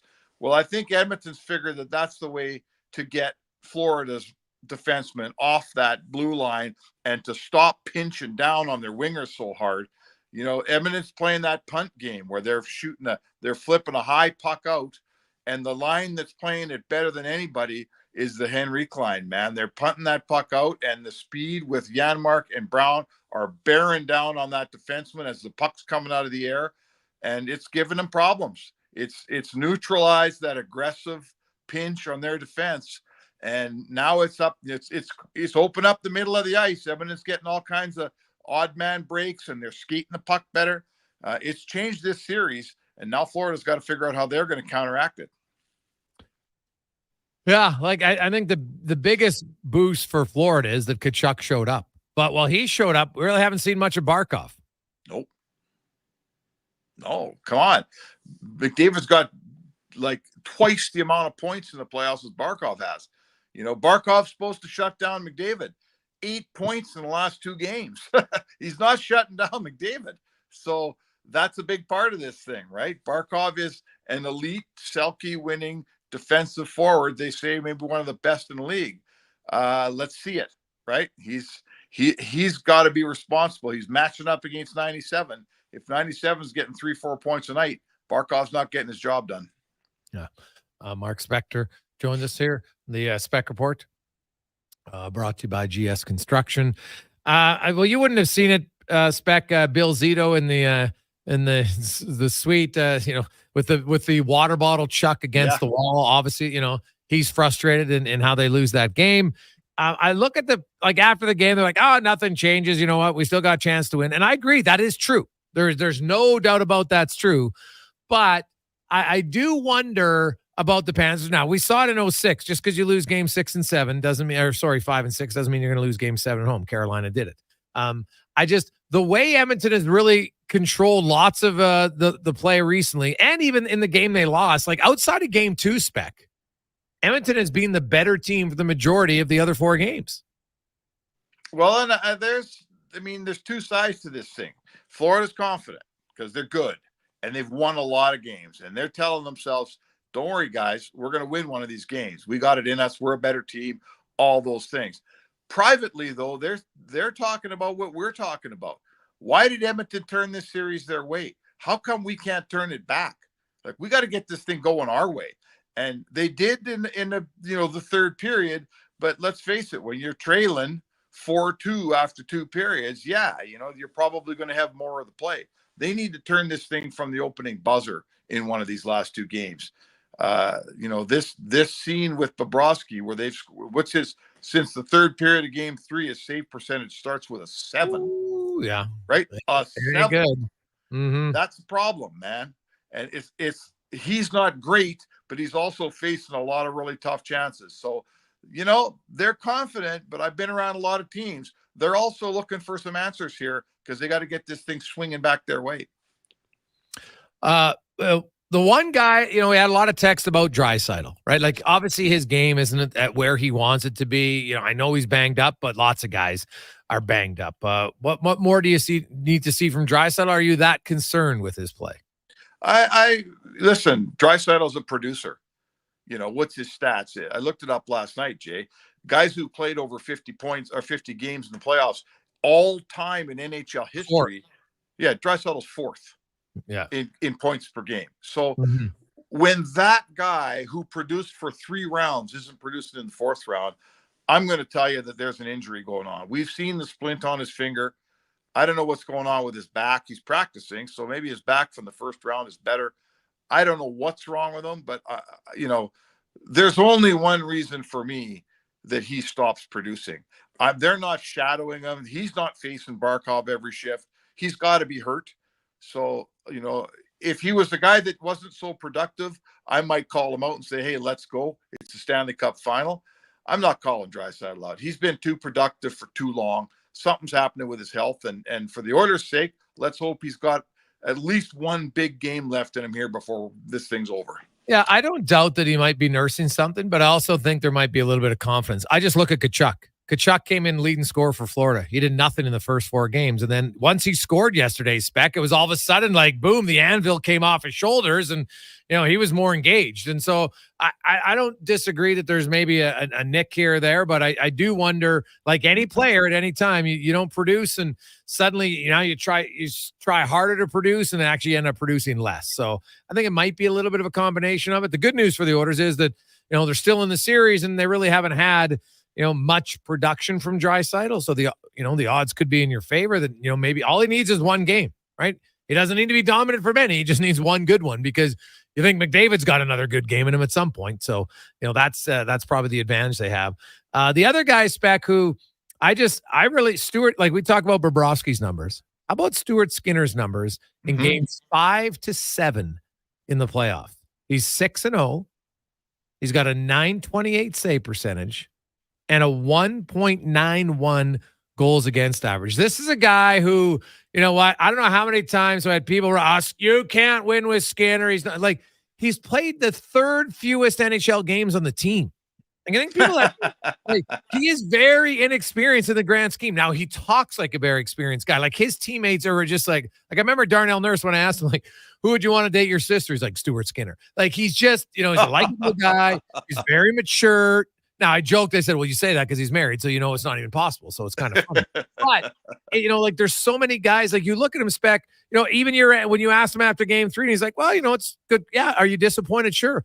But I'm also very grateful that I'm playing hockey in June. Like that's a big accomplishment. Yeah. And then he finished with, hey, I don't know what the stats are, but if there's one team that can come back, it's us. And he's a big believer in mental toughness. He talked about it after being benched for the 2 games in Vancouver, that he looked at it as a positive, right? And since coming back then, man, he has been really good since game 6 against Vancouver. Well, the one thing, they always say goalies are voodoo and goalies are weird and leave the goalie alone. Don't get in his head. The one thing about Stu Skinner that you love is his head is so screwed on straight, right? He's more mentally stable than half the skaters I've ever met. He is so not a goalie, put it that way. He's talks to you on game day, talk about ones that he let in, talks about ones he didn't let in. Like he's got no phobias and very little superstition and all that stuff. So he's got the mental part at a very young age figured out. That's 85% of the battle for some goalies. How about the guy that played in Bakersfield this year at $5 million? That might be an example about what I'm talking about. So there's that. And the other thing I say to you, Jay, is once you've done it, right? Once you've done it a few times, it sure is a lot easier to tell yourself, okay, I'm going to do it again. And Stu Skinner's at the point now, he has tangible evidence of series where he's put his game together. He had the Vancouver series. He outplayed Ottinger in the Dallas series. Nobody saw that coming. He's now, for 2 games in a row, outplayed the great Sergei Bobrovsky, who was supposed to win the Conn Smythe. He's done that for 2 games in a row. This guy, it's not a fantasy for this guy to say, I'm going to finish this series off with a .925 save percentage at the end, because he's done it every other series. So, he said it to me last night. It's one thing to talk the talk, right? You got to walk the walk. Well, he's walked the walk all spring long. Yeah. Yeah, and he's been really good for the Oilers. And, it's a homegrown, developed goaltender. He's only in his 2nd season. He's already played 33 NHL playoff games, which is 3rd most amongst goalies the last 2 years. And as I mentioned, only Holloway and Broberg have played fewer NHL games than Stuart Skinner. And so it's fair to say there's even more room for him to improve, which is a real positive for the Oilers moving forward to remain a competitive team. Well, there was more talk about not drafting, was it Jesper Wallstedt, the guy that Minnesota took? There's more talk about not drafting Wallstedt than there was about drafting Skinner. Like when they drafted Skinner, nobody said, oh boy, what a get. This guy's unreal.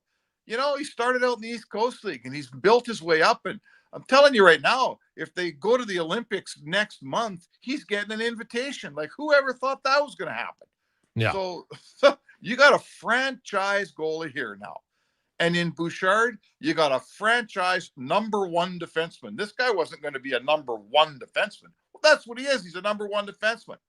And then you got McDavid and Draisaitl up front and a whole bunch of other good players. I mean, man, they got the components to be a good team for a long time here. And if you don't have a goalie, doesn't matter what all else you have, you got to have a goalie, and the Oilers got a goalie. Spec, get some rest. We will chat with you at the rink tomorrow. Have a good one. All right, Jay. There you go. That's Mark Spector in the Spec Report, brought to you by GS Construction. Oh, true. You think about like Bouchard, young guy. Bouchard's actually younger than Skinner by 1 year. Now he's played more NHL games, but he is younger than Stuart Skinner. So they, the Oilers, obviously they got the greatness at the top, but you got some, Broberg, Holloway. All of a sudden, the people that were screaming and yelling, because I always tell people 5 years after the draft, by then you can get a sense of players. 5 years. So it's 5 years for Broberg, and look where he is. He's in the Stanley Cup final. He's playing regular minutes. He's a solid contributor. That's a pretty good draft pick. Quick break. We'll return. Jason Gregor, Connor Halley with you on Sports 1440. The big man will join us next. Get ready, Oilers fans.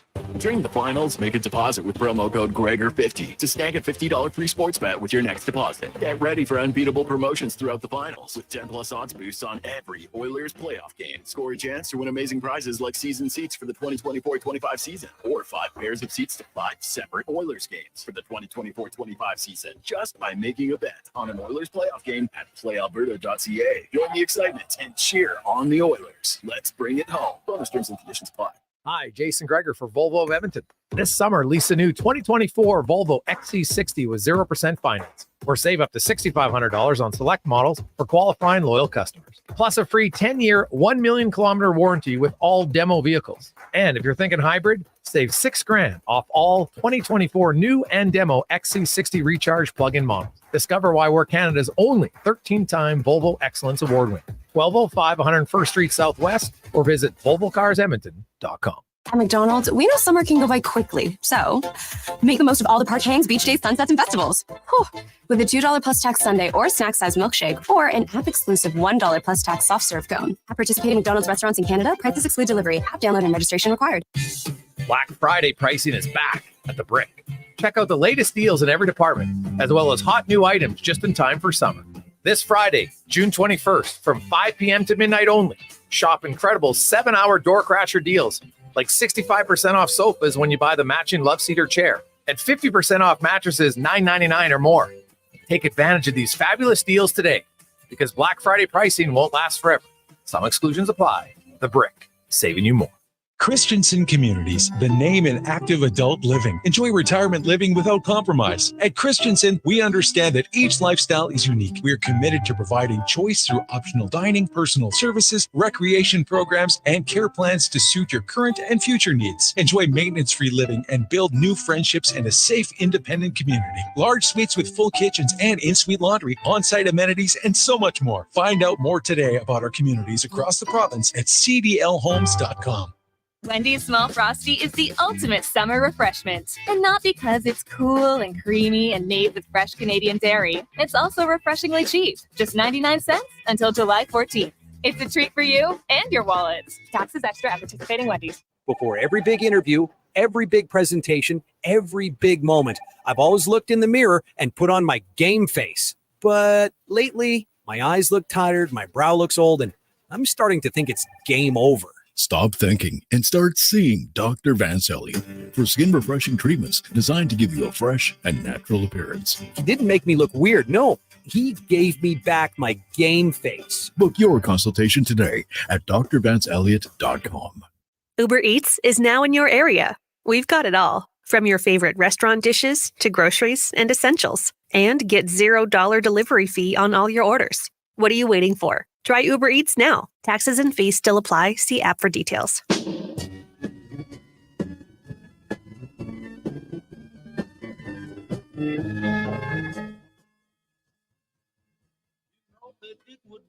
Untrue. You know that I would be alive if I was to say to you, girl, we couldn't get much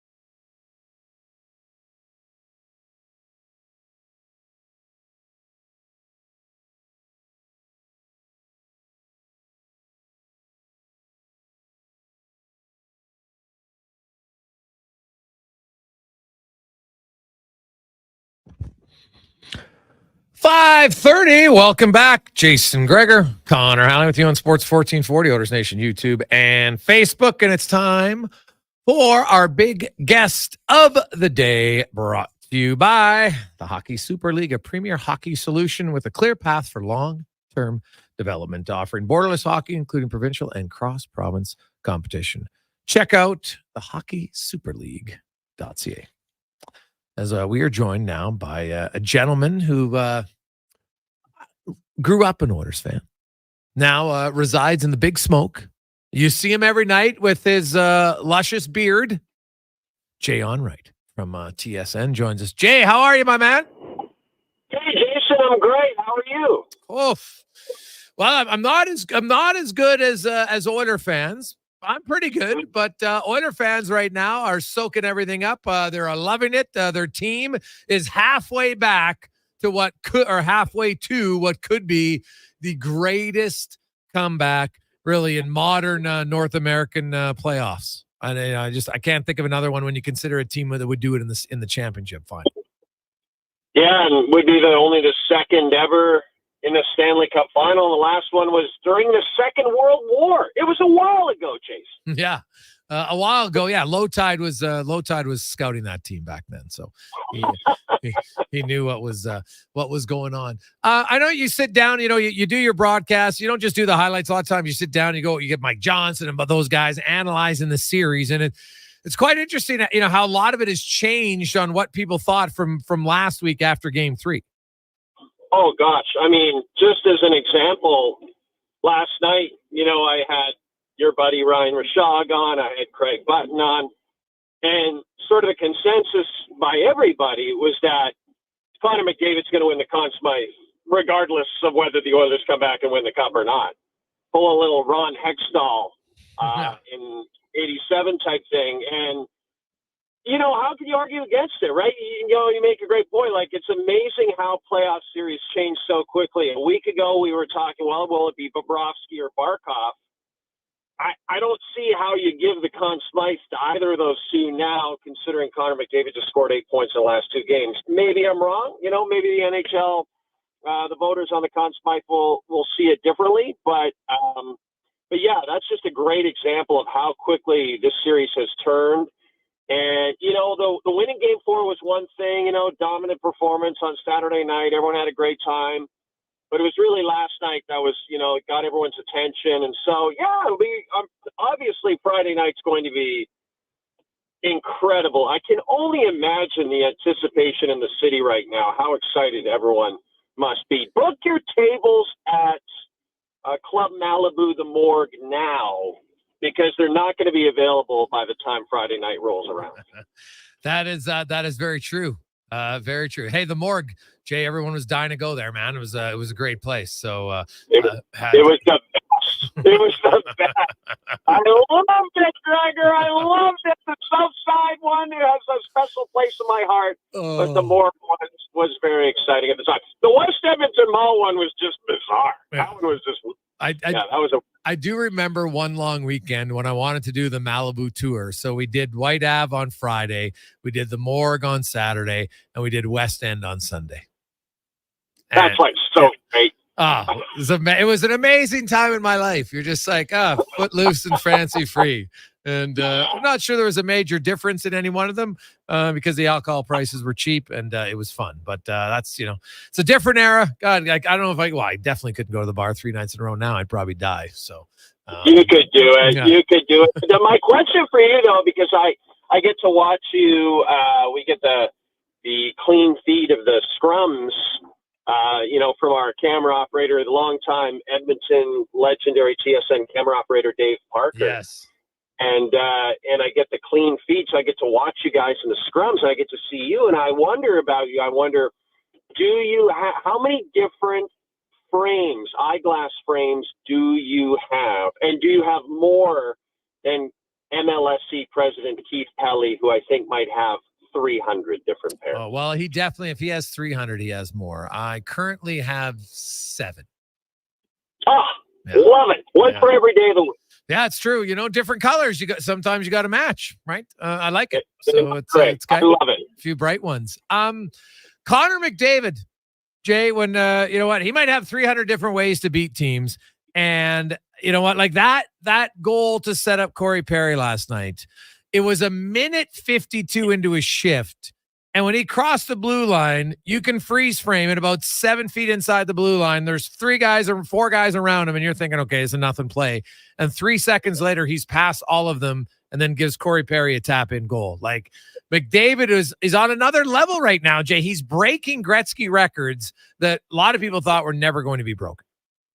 And he's doing it with, Leon Draisaitl not, by his own admission, not playing his best. And it's really, something that's really freed it up, and we talked about it on the show last night, is just this incredible third line that Edmonton has now, and Connor Brown emerging as this third line force, and Henrique and Janmark.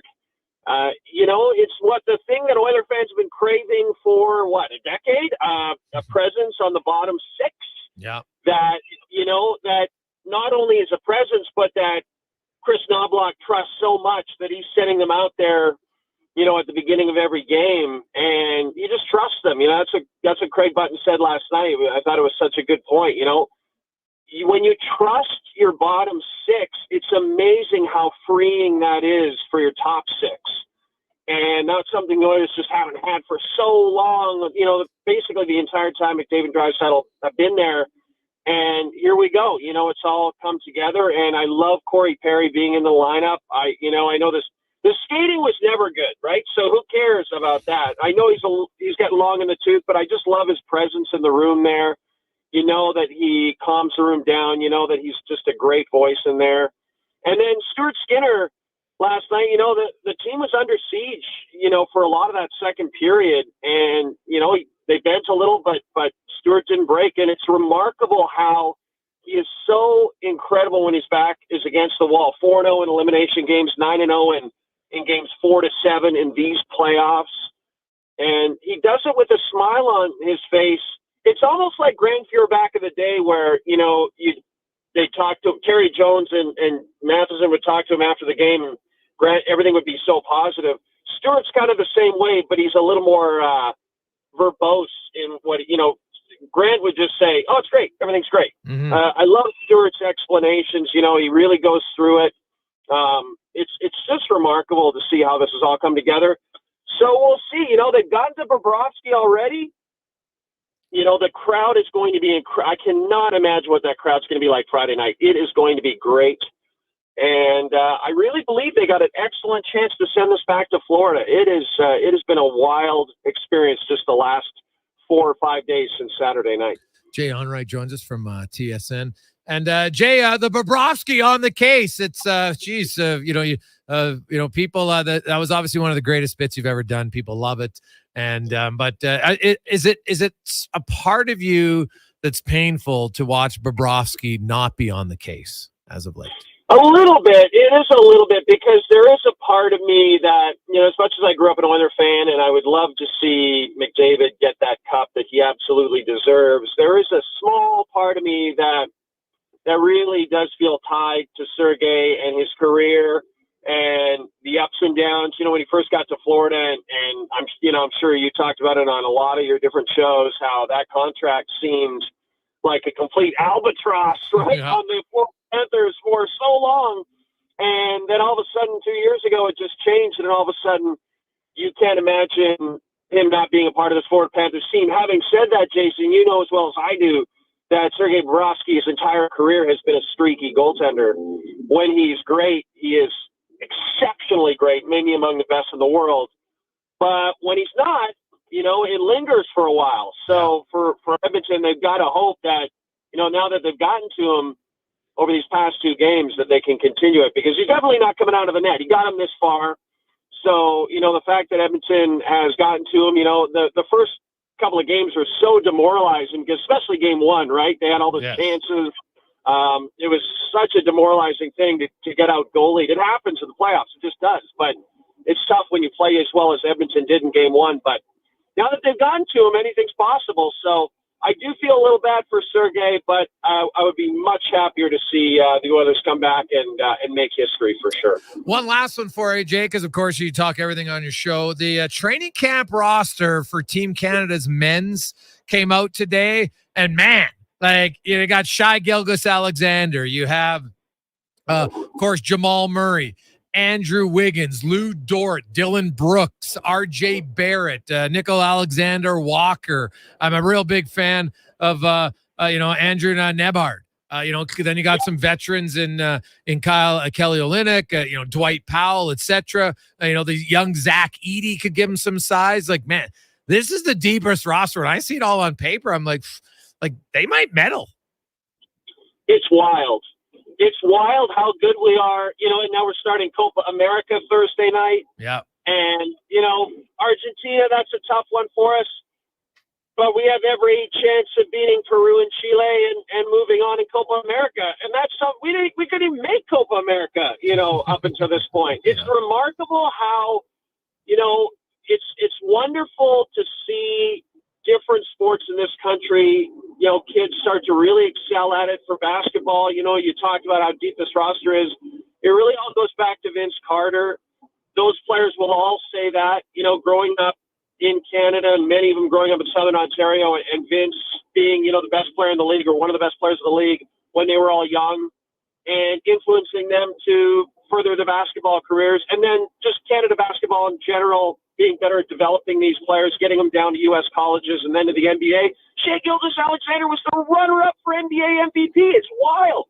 So, yeah, it's exciting to me. I know we always love hockey, and hockey's always going to be number one for us, but it is tremendously exciting to see us start to excel at some of these sports. Alphonso Davies, Edmonton's own, talked about it just this week. Around the world, Canada still, from a soccer perspective, is not considered to be great, but this is just the first step. Kids now are going to be watching Davies and watching all these great players that they have in soccer, and they're going to want to stick with soccer. Kids are going to be watching Shai Gilgeous-Alexander and Lou Dort and these guys, and they're going to want to stick with basketball, and we're just going to get better and better at it.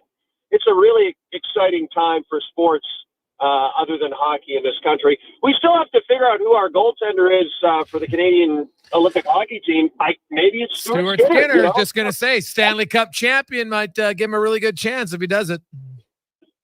It's either him or Jordan Binnington, and I don't think Binnington realizes he can't go out and try to fight all the other goalies if it's the Olympics. So I like the idea of Skinner being our guy. So, yeah, hopefully he can pull off this comeback. And like you said, that would definitely improve his chances, I think. Jay, always good to have you on the show, man. Enjoy another fun-filled broadcast tonight, and we'll talk to you again soon. Thanks so much, Jason. Love being on. Take care. There you go. That's Jay Onrait from TS and Jason Gregor. Connor Halley with you on Sports 1440, presented by PlayAlberta.ca. Lotto 649. Get your tickets. 10 mil up for grabs at PlayAlberta.ca. Also, use the promo code Gregor50. It ends when the playoffs end, so maybe next Monday at the latest. PlayAlberta.ca. Gregor code is Gregor50, and you get a $50 free play with a $5 minimum deposit. Come back, wrap things up on a busy Wednesday. Picture a chill summer moment. Now, add a McFlurry. Nice, right? Now add the new Strawberry Cheesecake McFlurry with real strawberry pieces and cheesecake-flavored cookie dough. Super chill. Available for a limited time at participating McDonald's restaurants in Canada. Legacy Heating and Cooling Jingle auditions take one for Ryan Nugent-Hopkins and Zach Hyman. Are you ready, guys? We were born ready. Heck yes, Nuge. Drop the beat. Legacy. We freaking killed it, Nuge. That's what I'm talking about, Zachary Martin Hyman. Nice guys. We're going to sell a lot of air conditioners. Hey, doesn't Legacy offer no payments and no interest for a year on those? Yeah.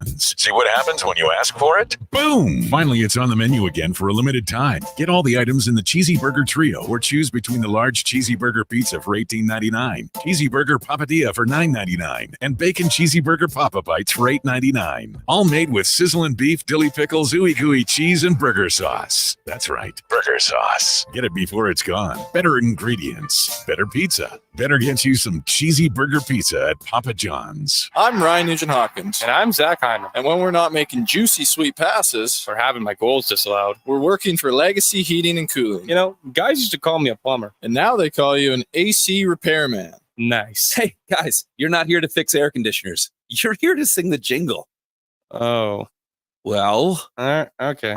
Call Legacy. Call Legacy. No payments and no interest for 1 year from qualified installers. Legacy Heating and Cooling.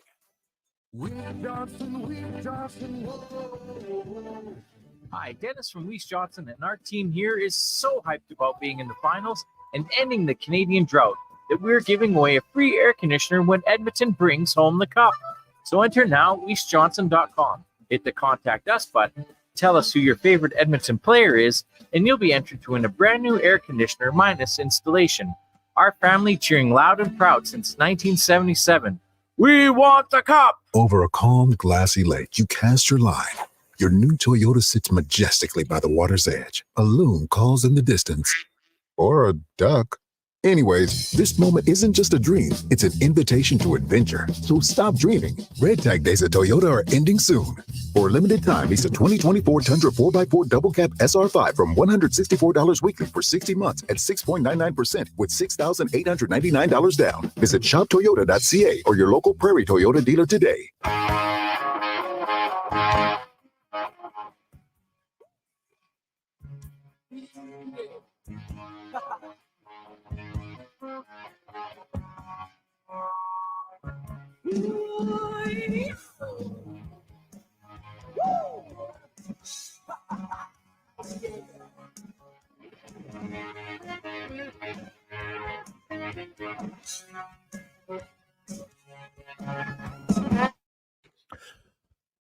Gregor and Halley rolling through a lovely Wednesday. Get outside. You got a few nights off. Hey, this is the time, do some weed whacking, whippersnipping, maybe out for a walk.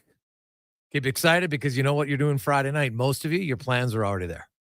I am curious, though, who has a commitment on Friday that they can't get out of that will limit their chances of watching Game 6? I'll tell you a story tomorrow. Oh, man. It does have a good ending, but you want to talk stress. I can tell you one. So we'll talk about that tomorrow on the show. So think about it because I know there's going to be some people that are like, oh, my God, I'm supposed to be here. Maybe there's a dance recital or something. Hey, you got to be a parent. I get it. I totally understand it. But you know what? You're going to try to double dip. It's going to be challenging. Maybe you record the game and just turn off your phone, get in the vehicle, drive home, turn it on where? Well, I don't know what you'd have to listen to that because you can't listen to a radio station because they'll give you updates. I don't know what you do, but good luck. Let's get to the oil report now, brought to you by VolvoCarsEdmonton.com, where you can save up to $6,000 on new and demo 2024 XC60 plug-in hybrid recharge models. Only at Canada's #1 Volvo dealership right here in Edmonton. VolvoCarsEdmonton.com. And the orders travel today, but I wanted you to listen to Paul Maurice. He was talking about the pressure. Is there any disappointment in the fact that, they're up 3-0, now suddenly it's 3-2 and they're going back to Edmonton? Yeah, it's real, man. It's there. You got an adrenaline dump and before the game starts and you're heavily caffeinated, and it's all what pro sports is. It's the juice of the job. It's easily the best part of it. You can't manufacture it any other way. I don't know. You don't get to the playoffs are way different than the regular season. Regular season isn't just a game. It's one. If you got a good team, you're not playing a game. You're playing the season. You're working off the 3 games prior, and you're thinking about the 3 games ahead. And yeah, you're present and in the moment, but there's this bigger picture that you're always kind of playing with. And in the playoffs, it's just all that. Playoffs is do you get this instant kind of That's awesome, right? Like even you're growling at 3 o'clock in the morning, you're still, well, that's good. You're alive. It's a good thing. That sounds a little bit like Stuart Skinner, right? Would you be worried? Yes. But then you tell yourself, we're up 3-2. And that's what I always try to remind people. Like the Oilers, hey, it's been 2 great games. But they got to play 2 more great games. They can't afford a loss now, right? A loss just kind of shows, hey, those 2 great games were awesome and the team's competitive, which I thought they were. I was chuckling when I heard, the Oilers aren't even competitive against them. Right? Like there's so many people on social media that have already deleted their hot takes from a week ago, which is comical. Right? These guys, this is brutal and that's brutal and this is brutal. Right? Remember, it was Connor Brown's terrible. No, not play him. Didn't know that he was coming. Like he's a month into playing after a year off from ACL, and you're just, he's never going to be good. Right? Many people thought Matthias Janmark, they didn't like him because, I don't like his natural stat trick, his possession numbers. Who cares? Like I've always said, when you evaluate Janmark, just show me video evidence where he makes mistakes. Most guys make mistakes. He probably makes the fewest mistakes when he has the puck on his stick in the defensive zone. Honestly, go back through the year and show me anytime you saw Janmark serve up a pizza. It just doesn't happen. Smart player. I don't care how many goals he scores. It helps when he chips in, but that's not what you need from Matthias Janmark. Strong in the boards, good player. Right? And you can go down the list of lots of guys. So the Oilers, though, they got 2 great games they got to play again if they want to win. That's the challenge when you dig yourself an 0-3 hole. But they're halfway out. One other shovel on Friday, and now they're 3/4 full. They'll pick up that wheelbarrow, and we'll be wheeling it back to Florida thinking, dude, all we need is 1 game.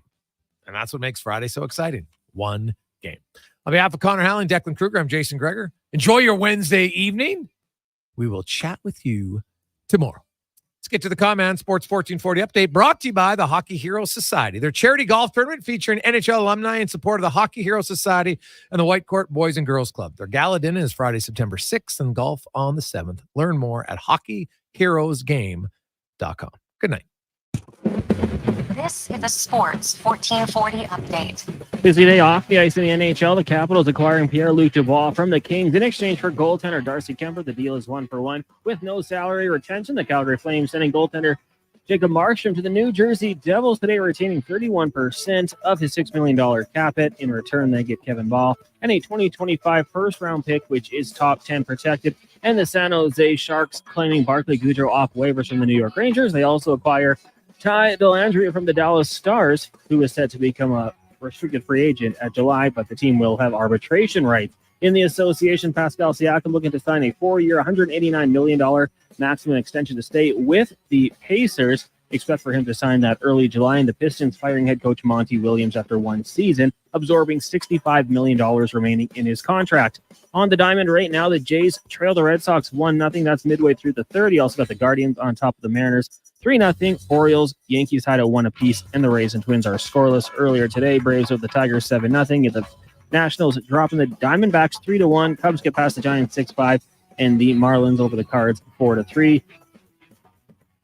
2024 Euros today, Albania, Croatia drawing at 2 apiece. Germany blanking Hungary 2-0, and it was Switzerland and Scotland tying at 1 apiece. And right now in the WNBA, 1 game underway. The Fever lead the Mystics 46-43 at half. Caitlin Clark with 9 points, 8 rebounds so far. At 6 o'clock, you got the Lynx taking on the Dream. Then at 8 o'clock, the Storm head to Vegas to take on the Aces. That'll do it for us here on the Jason Gregor Show. Up next is Turn Sports. I'm Connor Halley. This has been a Sports 1440 update. It's Sports 1440.